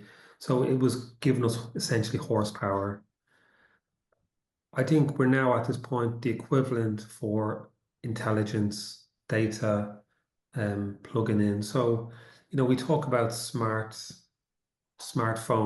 and all this kind of stuff. But they weren't really smart compared to what they can be now, or will be in the very near future. So in the same way that when we plugged in electricity and it started to be plugged into absolutely everything, from the weaving machine or whatever, right through to whatever it is now, I genuinely feel that we're now plugging in intelligence to everything potentially. And that's where this will end up going. We're not there yet. And but the ability to reason is getting closer. And also the thing that I've noticed is happening now is, originally when it came to AI, we were sort of asking AI to help us do one task, and then it will do that, whatever that would be, draft an email or whatever it might, at a kind of lower level. But what's now happening is we're starting to do things called agents, which are AI. We kind of prompt it, AI talks to AI, which talks to AI. So that's kind of what's happening, and then it will give a result. So there's more reasoning going on within it. And then on top of that, you could then have, in the future, hundreds of them. So I know that's sort of big idea thinking, but I think that's where we're going to head in a few years' time. So things that are quite basic automations now could become highly complex automation very soon. And the thing that really made me think, oh my God, this is real, was there's a product called HeyGen, and it can create an avatar. And they're banking that we will plug in a knowledge base, create an avatar. So at a meeting like this in the very near future, in fact, you could do it now, but it just wouldn't be that good. I could send my avatar, load it with a knowledge base about who I am and my business, and then while we're having a meeting, my avatar would speak on my behalf. So that's literally here and now. And that was the thing that made me think, oh my God, this is taken to that next level. In terms of quick wins, the beauty of AI, particularly the likes of your ChatGPTs and Geminis and other LLMs, is if you don't know what to do, just ask it. If you say, I don't know how to do X or Y, it will tell you. Or you might say, how do I do a prompt for a business proposal, and then give it more specific information, and then it will just tell you the prompt. So we're now at a point where the technology is so smart, it's now telling us what to do before we then do what we need to do. So my biggest advice to anybody is just ask the AI how to do whatever you need to do. I often will use my phone, and you can have ChatGPT voice, and I'll have a conversation with it. So if I'm writing an email and I've got a few ideas in my head, I said, look, can I talk to you for 2 minutes? Let me speak for 2 minutes, and then help me draft an email, or help me write a proposal, or whatever it might be. So yeah, probably for me, the easiest win is talk or type to your large language model and get some, whatever you need back from it. Yeah, interesting. And I mean that, it's funny because when you were saying that just now about you could create your avatar, and you could come to a meeting. Well, you send your avatar to the meeting and loaded with your information. I mean, it's sort of, it feels quite scary hearing that, but I guess that's in not that far ahead, that won't be scary at all. It'll probably be normal, and it's like any kind of new thing. I suppose there's that element of distrust around it, or reliability piece. I mean, it feels like this is something that's evolving at such a rapid pace that, you know, what was perhaps not quite so reliable last week now is, and next week will be even more so. And I mean, is that a good assessment of it, do you think? Yeah, it is getting so much better. So a few months ago, OpenAI launched ChatGPT. It was called O1. It was the O1 preview model, and I tried it, and it's so much better than the other model. They've now launched that as a full product. If you want full access to it, it's not £25 anymore, it's £200, because you're getting a huge amount of more compute. So if you do certain tasks, something like that could be really, really valuable to you, but you're paying a premium. So yeah, just imagine like the technology and the reasoning within it and the computing power are just going to get better and better and better.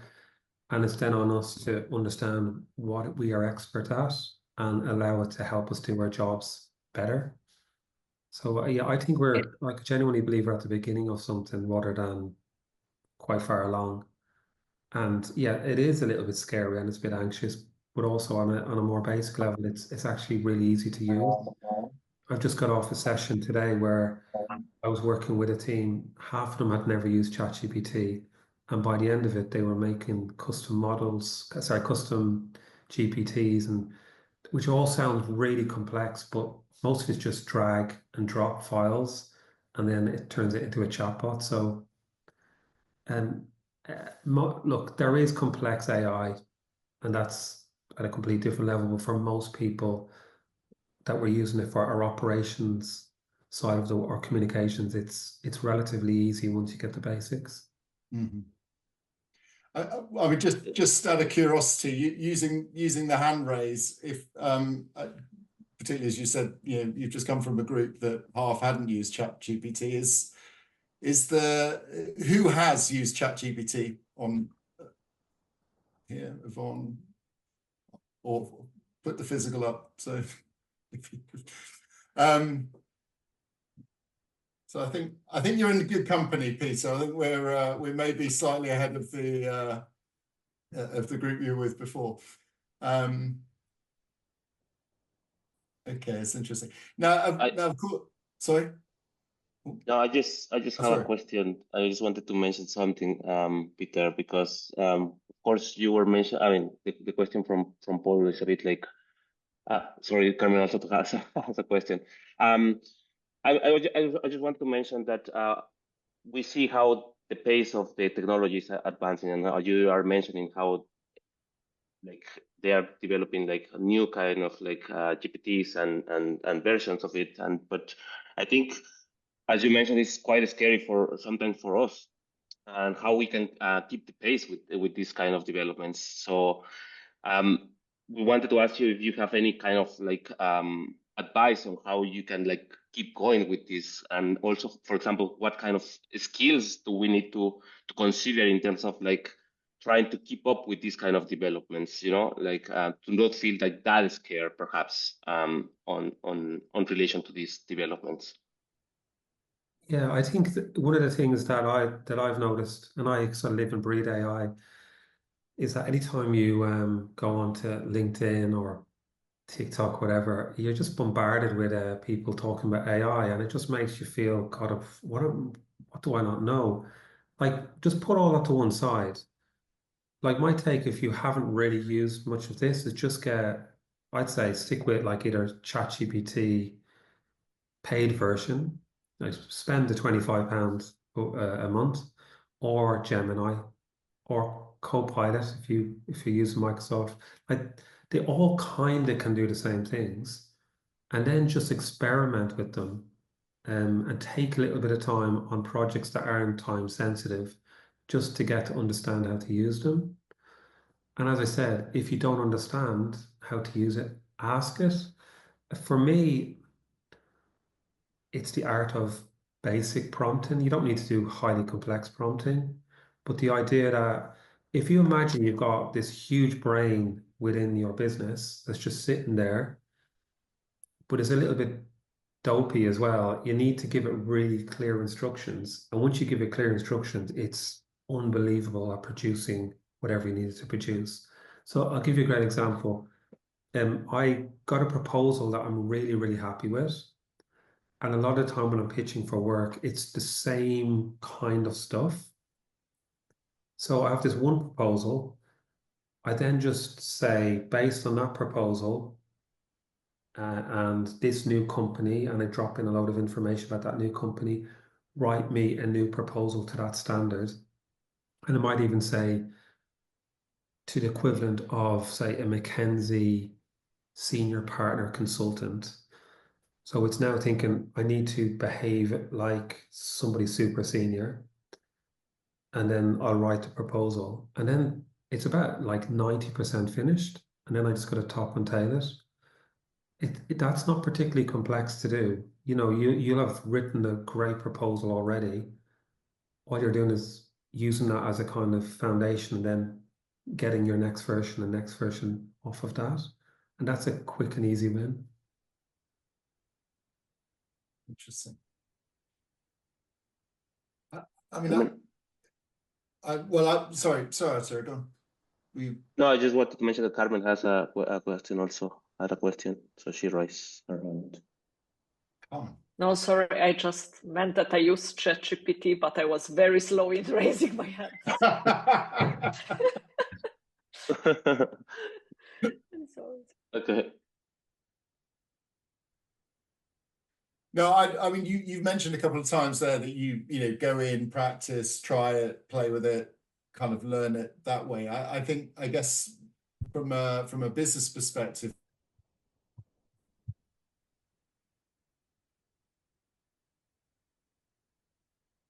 So have we lost Paul? I think we lost Paul. He's back. He's back. He's back. Sorry. Yeah. I'm back. Yeah, just upskilling your staff to be able to. It's frozen again. I think I know what he's asking. Yeah. So what we've developed in the Future Communicator is a really simple framework for helping businesses and staff integrate AI. And we call it the AI Halo. So the A and the I is awareness and inspiration. So if you don't know the art of the possible within your sector, then you're not going to be able to implement that within your business. So like I was doing a workshop with marketing and communications people, and then they didn't know the video capabilities. They didn't know about deep fakes, all this kind of stuff. So I was able to share that information with them.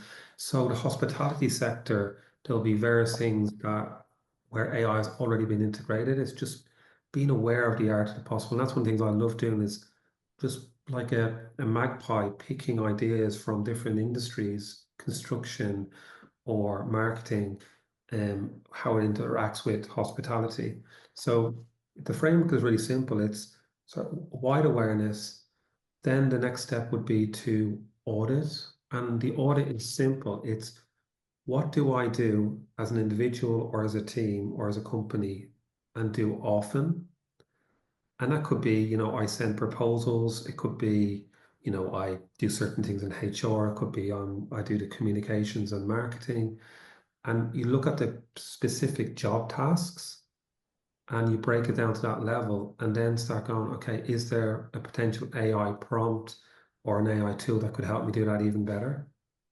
And in many cases there are. And if you ever need any, I've analyzed over 2,000 enterprise tools on the market. So I've a really good idea of what tool does what.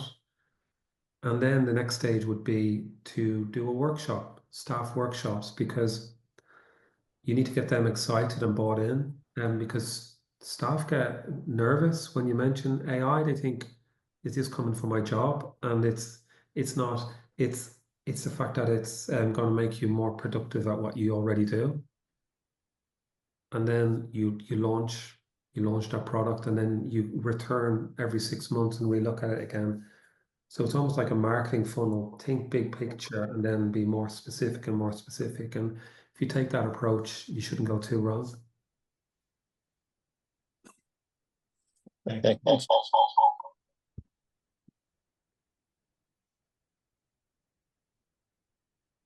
I think we are. Paul has some problems. Sorry, yeah, no, I've had a couple of connection issues, so I'm just trying to cover all bases on my phone. Sorry, have you got the echo, or are we okay? We are okay. Okay, good. Peter, I think you know, one of the things about the hospitality industry particularly is that it's a people-centric business, and I think, you know, the very heart of it is sort of human interaction.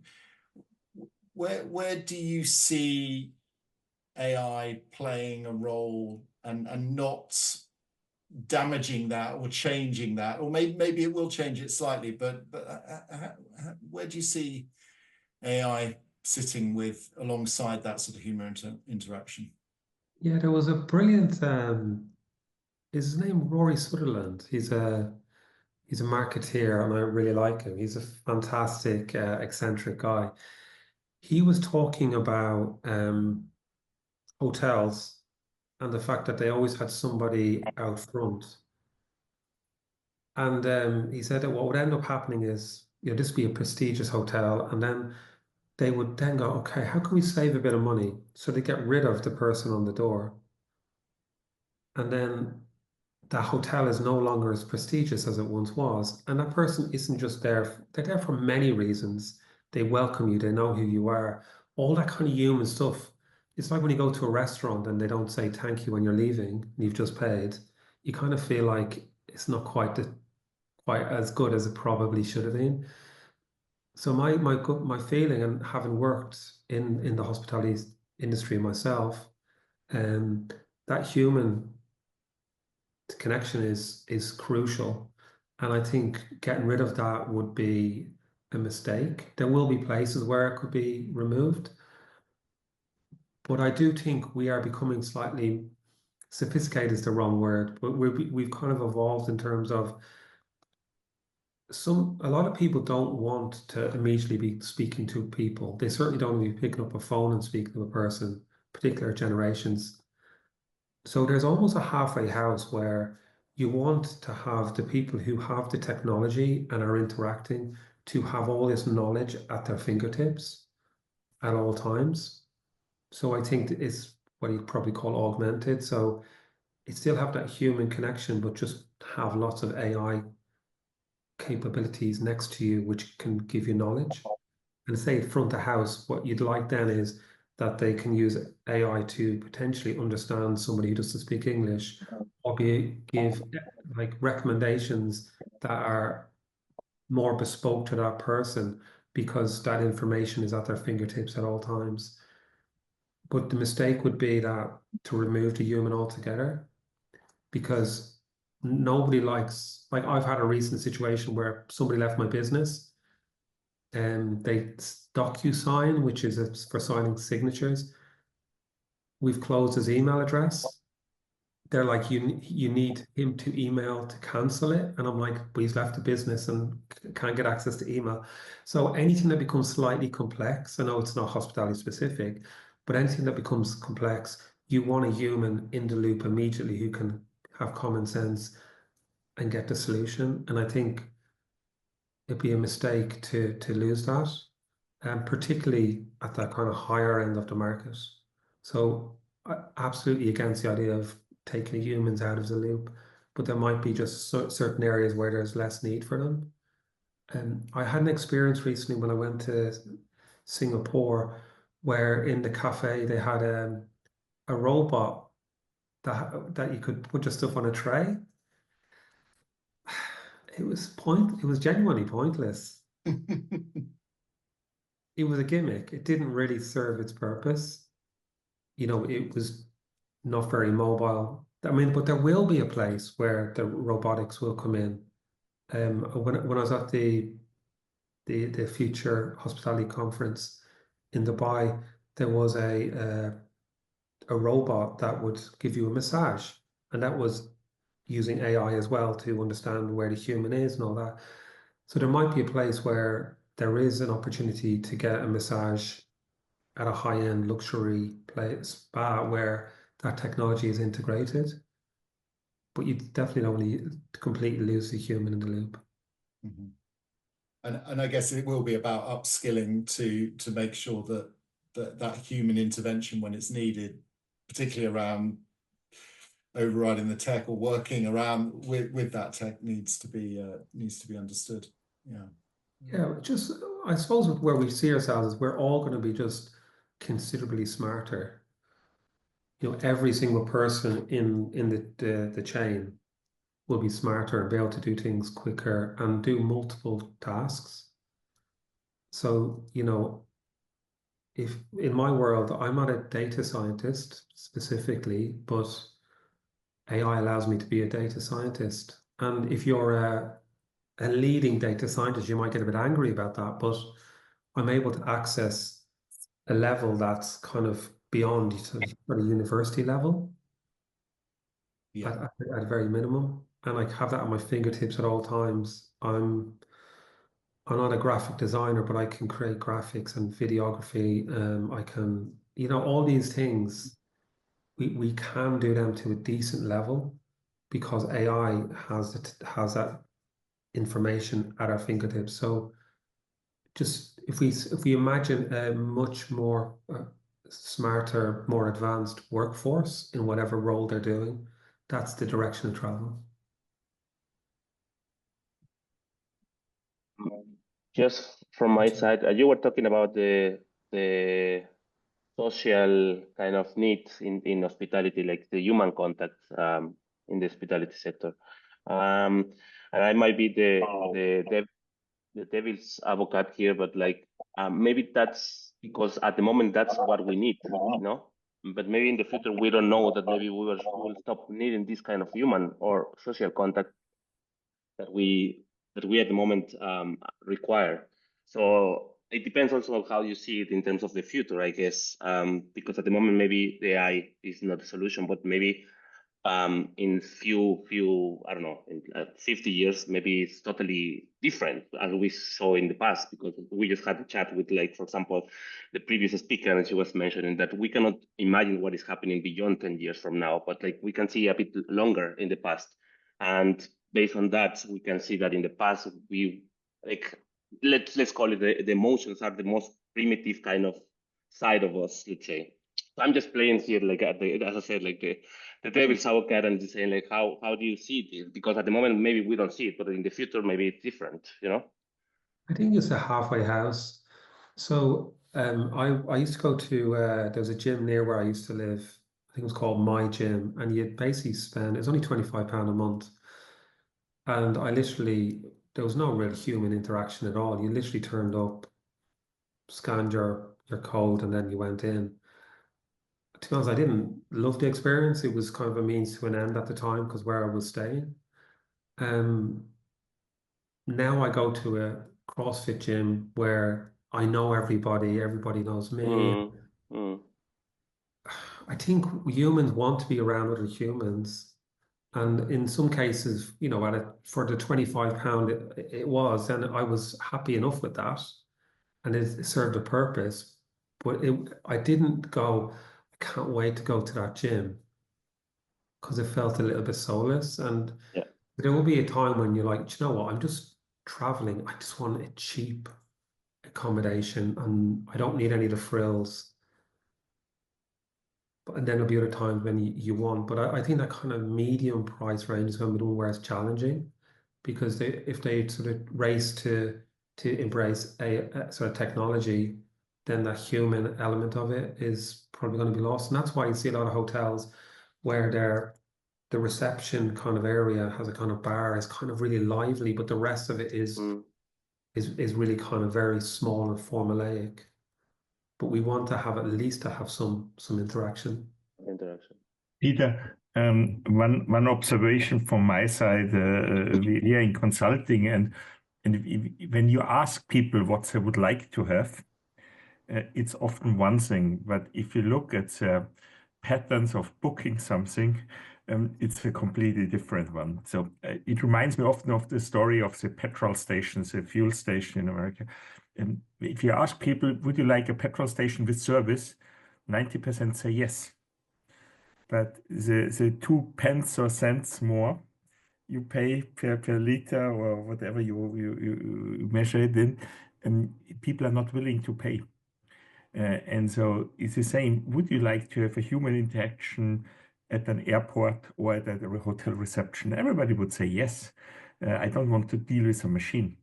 But when it comes to how you book your flight, you might book a Ryanair or EasyJet or whatever, which is the cheapest, and you, at the moment of booking, you don't give a damn what level of service they give you, but you just look at the price.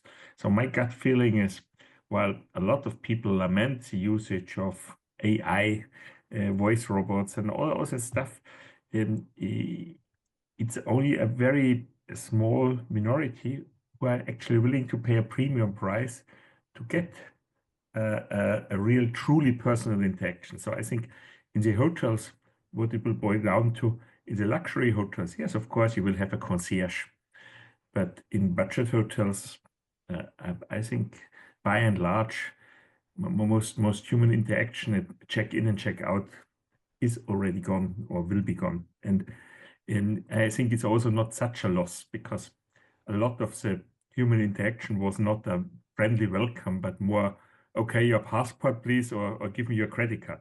So it's not necessarily always a good experience if you have human interaction. So my prediction is we are getting used to it much faster than we all think.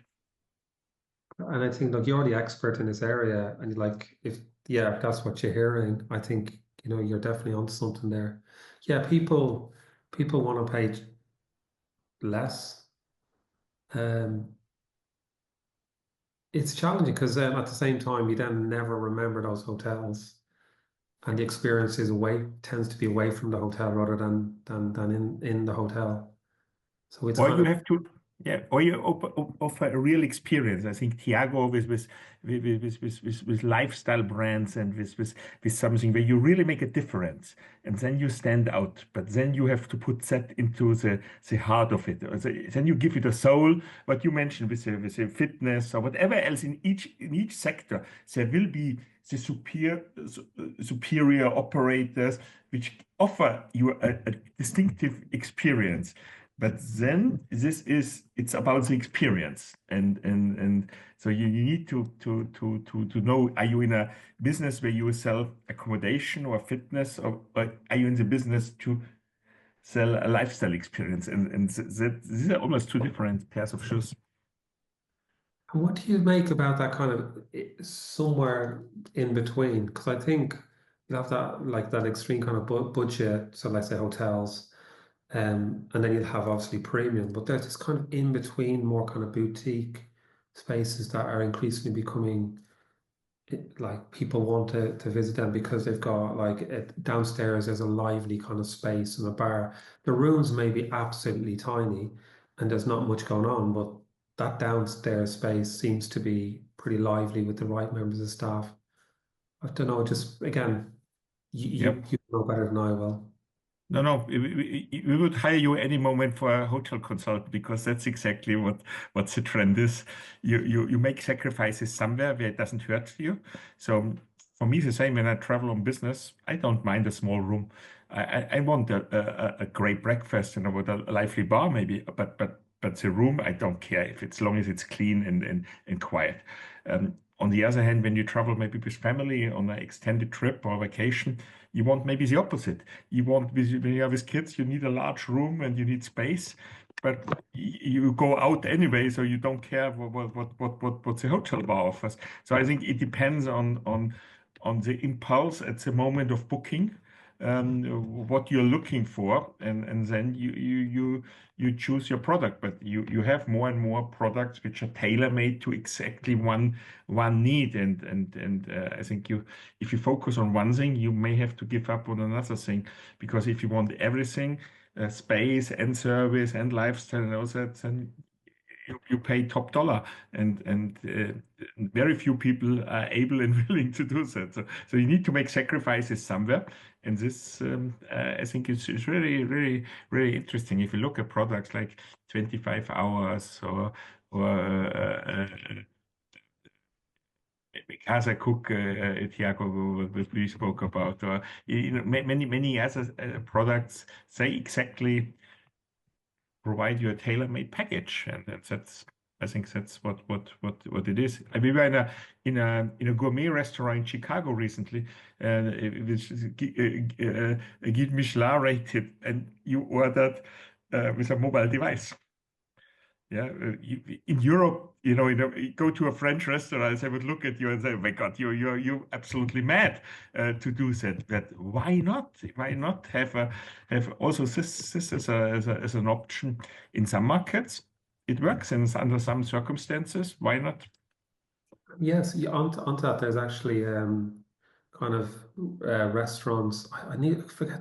I think it was in New York. It was a concept where they had kind of robotics and AI technology was basically making all the food, and they had like maybe 3 members of staff or something like that, and it was kind of fast paced, but it looked very sterile, slightly dystopian in how it looked, but it was busy. I'll have to dig it out, and I can't remember the name of it specifically, but and then there's another thing that blew my mind. There's a company in Ireland, and they're a drone delivery company. And what they'll do is they'll deliver really quickly from wherever to like locally. And you never guess what their most popular product is? Hot coffees. It will basically deliver you a hot coffee from a local restaurant within a few mile radius. And because that absolutely blew my mind, because it's almost, the delivery can take less than like 5 minutes. So we'll see this stuff starting to come in a bit more in the future. So yeah, hot coffees and like stuff like muffins were the most popular order. Because I thought it was going to be, local doctors sending medical supplies or something, but no, it's fast, cheap drinks. It's actually sad.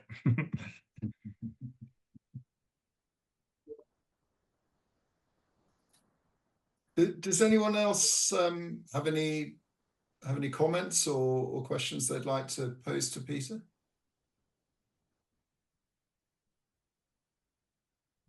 Kate, hello. Hi.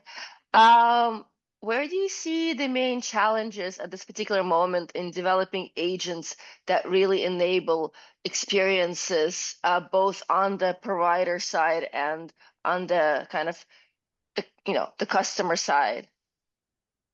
Is there any specific areas that you focus in? So just an example, if I were to create an agent that helps people find wine trips in Portugal. It's actually something I was thinking of doing, but I already have a big project. What would be, I understand the main components of like kind of the infrastructure of how to put things together at a theoretical level, obviously. But where do you see the main challenges with this type of business, where I, as a customer, am trying to, instead of scanning a million websites, trying to book a trip, for example, or an experience, I tell an agent, hey, this is my situation, this is my family composition, we're going on this trip, or we're looking for this particular experience, or this is a special occasion. Find me something, or this is my loved one's birthday and this is what they like, find me something, because I think this is kind of the main point of agents, right? It's like, it's creating this really curated experience that drills down straight to the need without the need for all of the noise, right?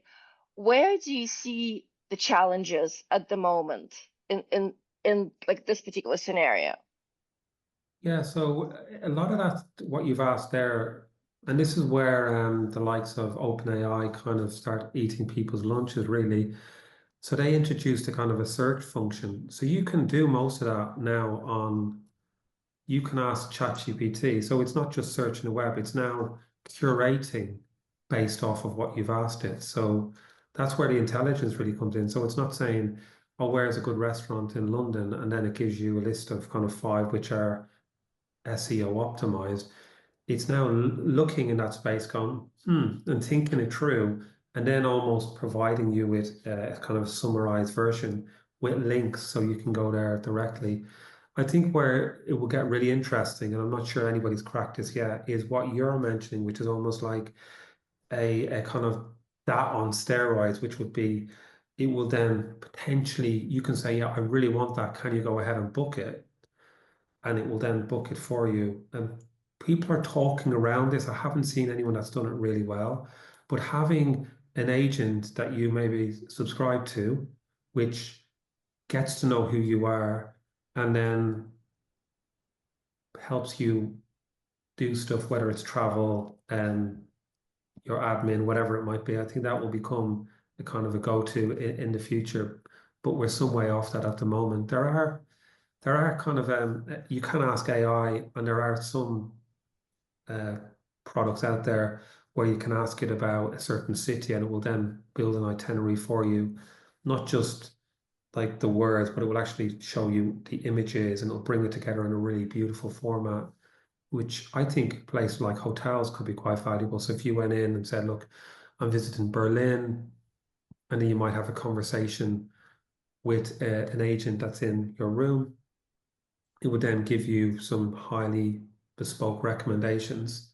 So kind of localized smart technology could be quite an interesting look, because every person that visit Berlin will want to look for something completely different. Somebody might want to go raving at a techno club, and others might want to go and see the history. So, you know, each person could ask that that interface what it might want, and then it will give it in the same way that you would have bought a Lonely Planet several years ago, and this could be the kind of future of that.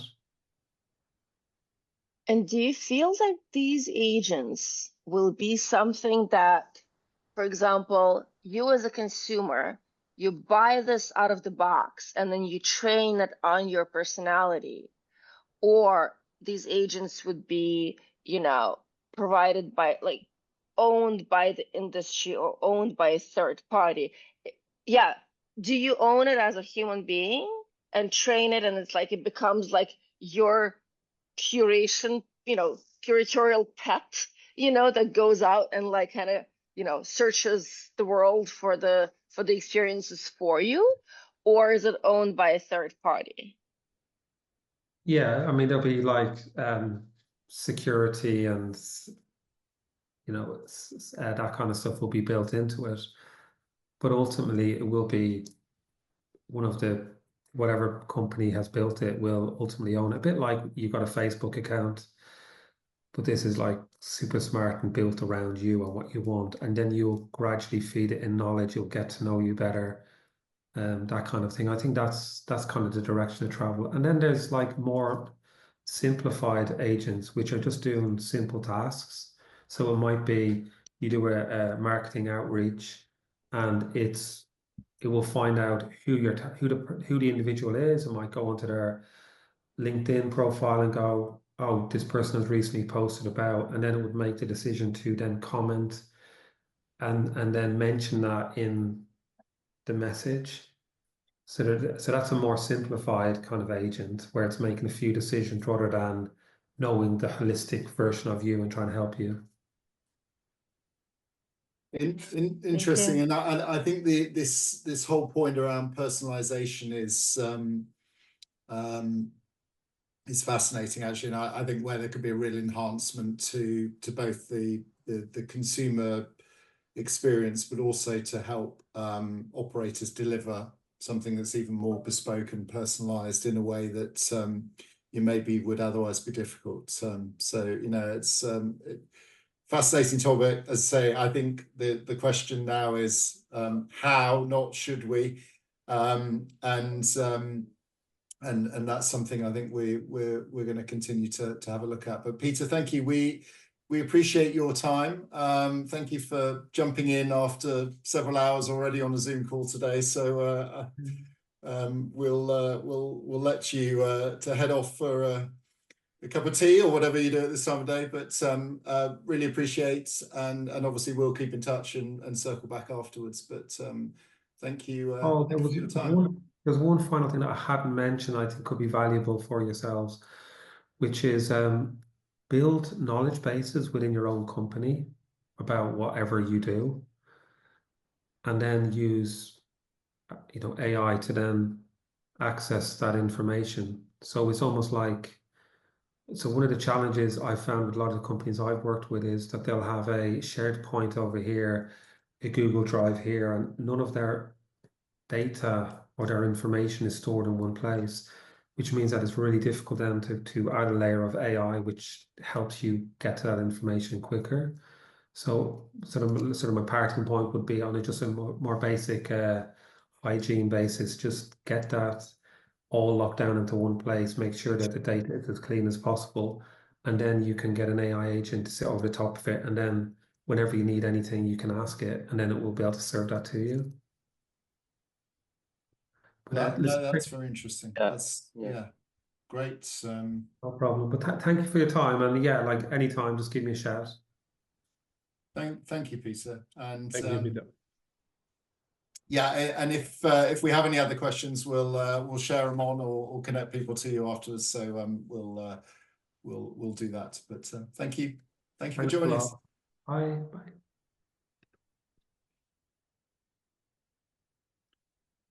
Okay, great. Well, hopefully that was interesting. A little bit of insight. Peter, came very last minute, so we're grateful for him to come and join us. What we have got on the presentation, just the next slide actually is a series of sort of thoughts and questions which around AI, which what we will do after this meeting is we'll send out to you a short questionnaire based on this, but we'd be really interested to hear how you're using AI in your businesses, how you're approaching it, what you're concerned about. As I say, I think if we can get a general consensus around one or two areas, then we can delve some deeper into that and bring some more content and insight around this topic going forward. So we will do that in the next week or so after the meeting. So watch out for that. Right, we're back into sort of future living territory now, and I'm running slightly behind. But what we're going to do now, as I mentioned before, is to jump into 2 breakout rooms just to continue some of the conversation, to recap what we discussed in Lisbon, and now start to sort of plot forward next steps and how you would respectively in the groups like to proceed. So I think we've plotted the groups based on the last meeting. If you weren't in Lisbon, either you're based on your business, whoever had the representative there, or if you weren't there at all, then I think we've allocated that. So you should automatically disappear and then reappear in a smaller group.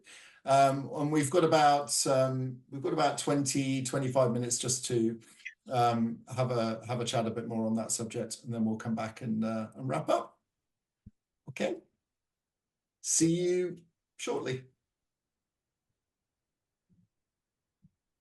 Thank you to my group anyway for the shares in that. As I say, when we get together in person in February, we'll give a much longer session to that to go deeper. And I mean, certainly from my group there, we got some really good insights and snippets. So right. Also in my group, Paul. Yeah. Mars better. Yeah, don't try to take it all. You must share with me. And by the way, we will sort of collectively share as well at some point, so that we're kind of all aware of where we're going to. we've hit 6 o'clock in Central Europe, which was obviously our scheduled end. We have just got a probably 5-10 minutes to wrap up. If you can stay with us, please do. If you have to go, we understand. We are recording, so you can watch the last 10 minutes. But Arturo, I guess we share the screen again. Need to yeah, I just want to mention that there is a case card that we wanted to share with you. We unfortunately didn't have time at the moment, but it's a very interesting project. We will send the case card to you, and please reach out if you have any more questions about it or any comments about it. It's basically the folk co-living in London is one of the best concepts that we have seen, and it's quite interesting how they are working in terms of the building the community feeling there with the events and with social activities. Also a bit what also Pauline was mentioning in my group, that is quite interesting. So we will share that with you, and then please reach out if you have any comments. So now the wrap up. Yeah, and just quickly on folk there, that's something that we've done some two direct interviews now, haven't we, with the actors involved in that, as well as visiting, and actually Bronwyn came with us when we went around the building as well. So but yeah, please access the case card, and we'll pull some more through as well in good time. Arturo, your favorite subject? You know that we always try to push Mighty Networks, because at the end, all the documentation, all the information, it's posted there. It's in one single place, everything that you need. So we always try to encourage you to yeah, not only sign up, but also to interact and to yeah, be aware of all the activities in that we are posting there. So here is the QR code for you to log in or to sign up, and please don't leave again Yvonne alone in the in the faces. Yvonne's had so many prizes, she can't have exactly. any more in February. Yeah. So please join us there. Actually, if you go in there as well, we've now posted all the dates for next year's meetings as well. Yes. Paul, is the meeting as the next meeting's location already be confirmed and published? Yeah, it'll be confirmed in the next slide. Okay, good. Thank you. Yes, the one before. I'm sure all of you are following the LinkedIn group, but if you're not, please do. We're actually fast approaching 1,000 followers, and we only set it up just over 12 months ago. So please do share with your contacts as well. So yes, the next meeting, we are going to Florence, and we're going there on the 16th to the 18th of February. We've decided on Florence for a number of reasons, but there's quite an interesting service living scene happening in the city there, and the social hub, which is I think one of our sort of favorite concepts out in the service living world in the hybrid sense, where we had our Barcelona meeting in the first phase. Already has a very well regarded building in Florence, but is about to open a new one, and they're opening it on the 1st of February. So we're hoping to include that in the meeting, and we may well have some of the meeting held there, but we're certainly going to have a look at that. There's some very interesting players in the student space as well, also doing a little bit of hybrid within their buildings. There's some branded residences within the city there. The 25 Hours Hotel, I know Michael, you know that one, I think was a very interesting development of an historical building, which is super interesting there. The Hoxton, I think, has just opened as well in the last week. So lots going on in Florence. Nice compact centre, so easy for us to get around. And we'll be heading there. More details to follow. Paul, have we looked at a location to stay? To stay, yeah. So you guys need that, don't you? So yeah, we'll confirm that. When do you confirm that? Because I'm already checking the flights and everything. So, and I think Barnwell will too. So, yeah, okay. We'll try and get back to you in the next week on that. Great. Thank you. And then following on from that, the next online will be right at the start of June, and then the meeting 5, which is the next in-person one after that, will again be in Europe, and that will be on the 21st to the 23rd of September. And we will come back to, we have some ideas for location for that one, so we'll let you know when we have some more information on that too. So there we are. Thank you, everybody. I hope you've found today interesting, useful. We've covered a few different areas. And if you have any questions at all, please reach out. If you'd like to connect with any of our speakers, please let us know. We're happy to do that. We'll be sharing the presentation and the decks and also the recordings with you. And Arturo and I will be following up, obviously, with the workshop groups as we discussed, and we'll get you some more detail on Florence ASAP. Very much, everyone. Thank you very much. And I wish you all a very happy Christmas. Very happy Christmas. Merry Christmas. Christmas. Yeah. Thank you. Bye, Merry everyone. Christmas. Bye, Thank you. everyone. Bye-bye. Bye.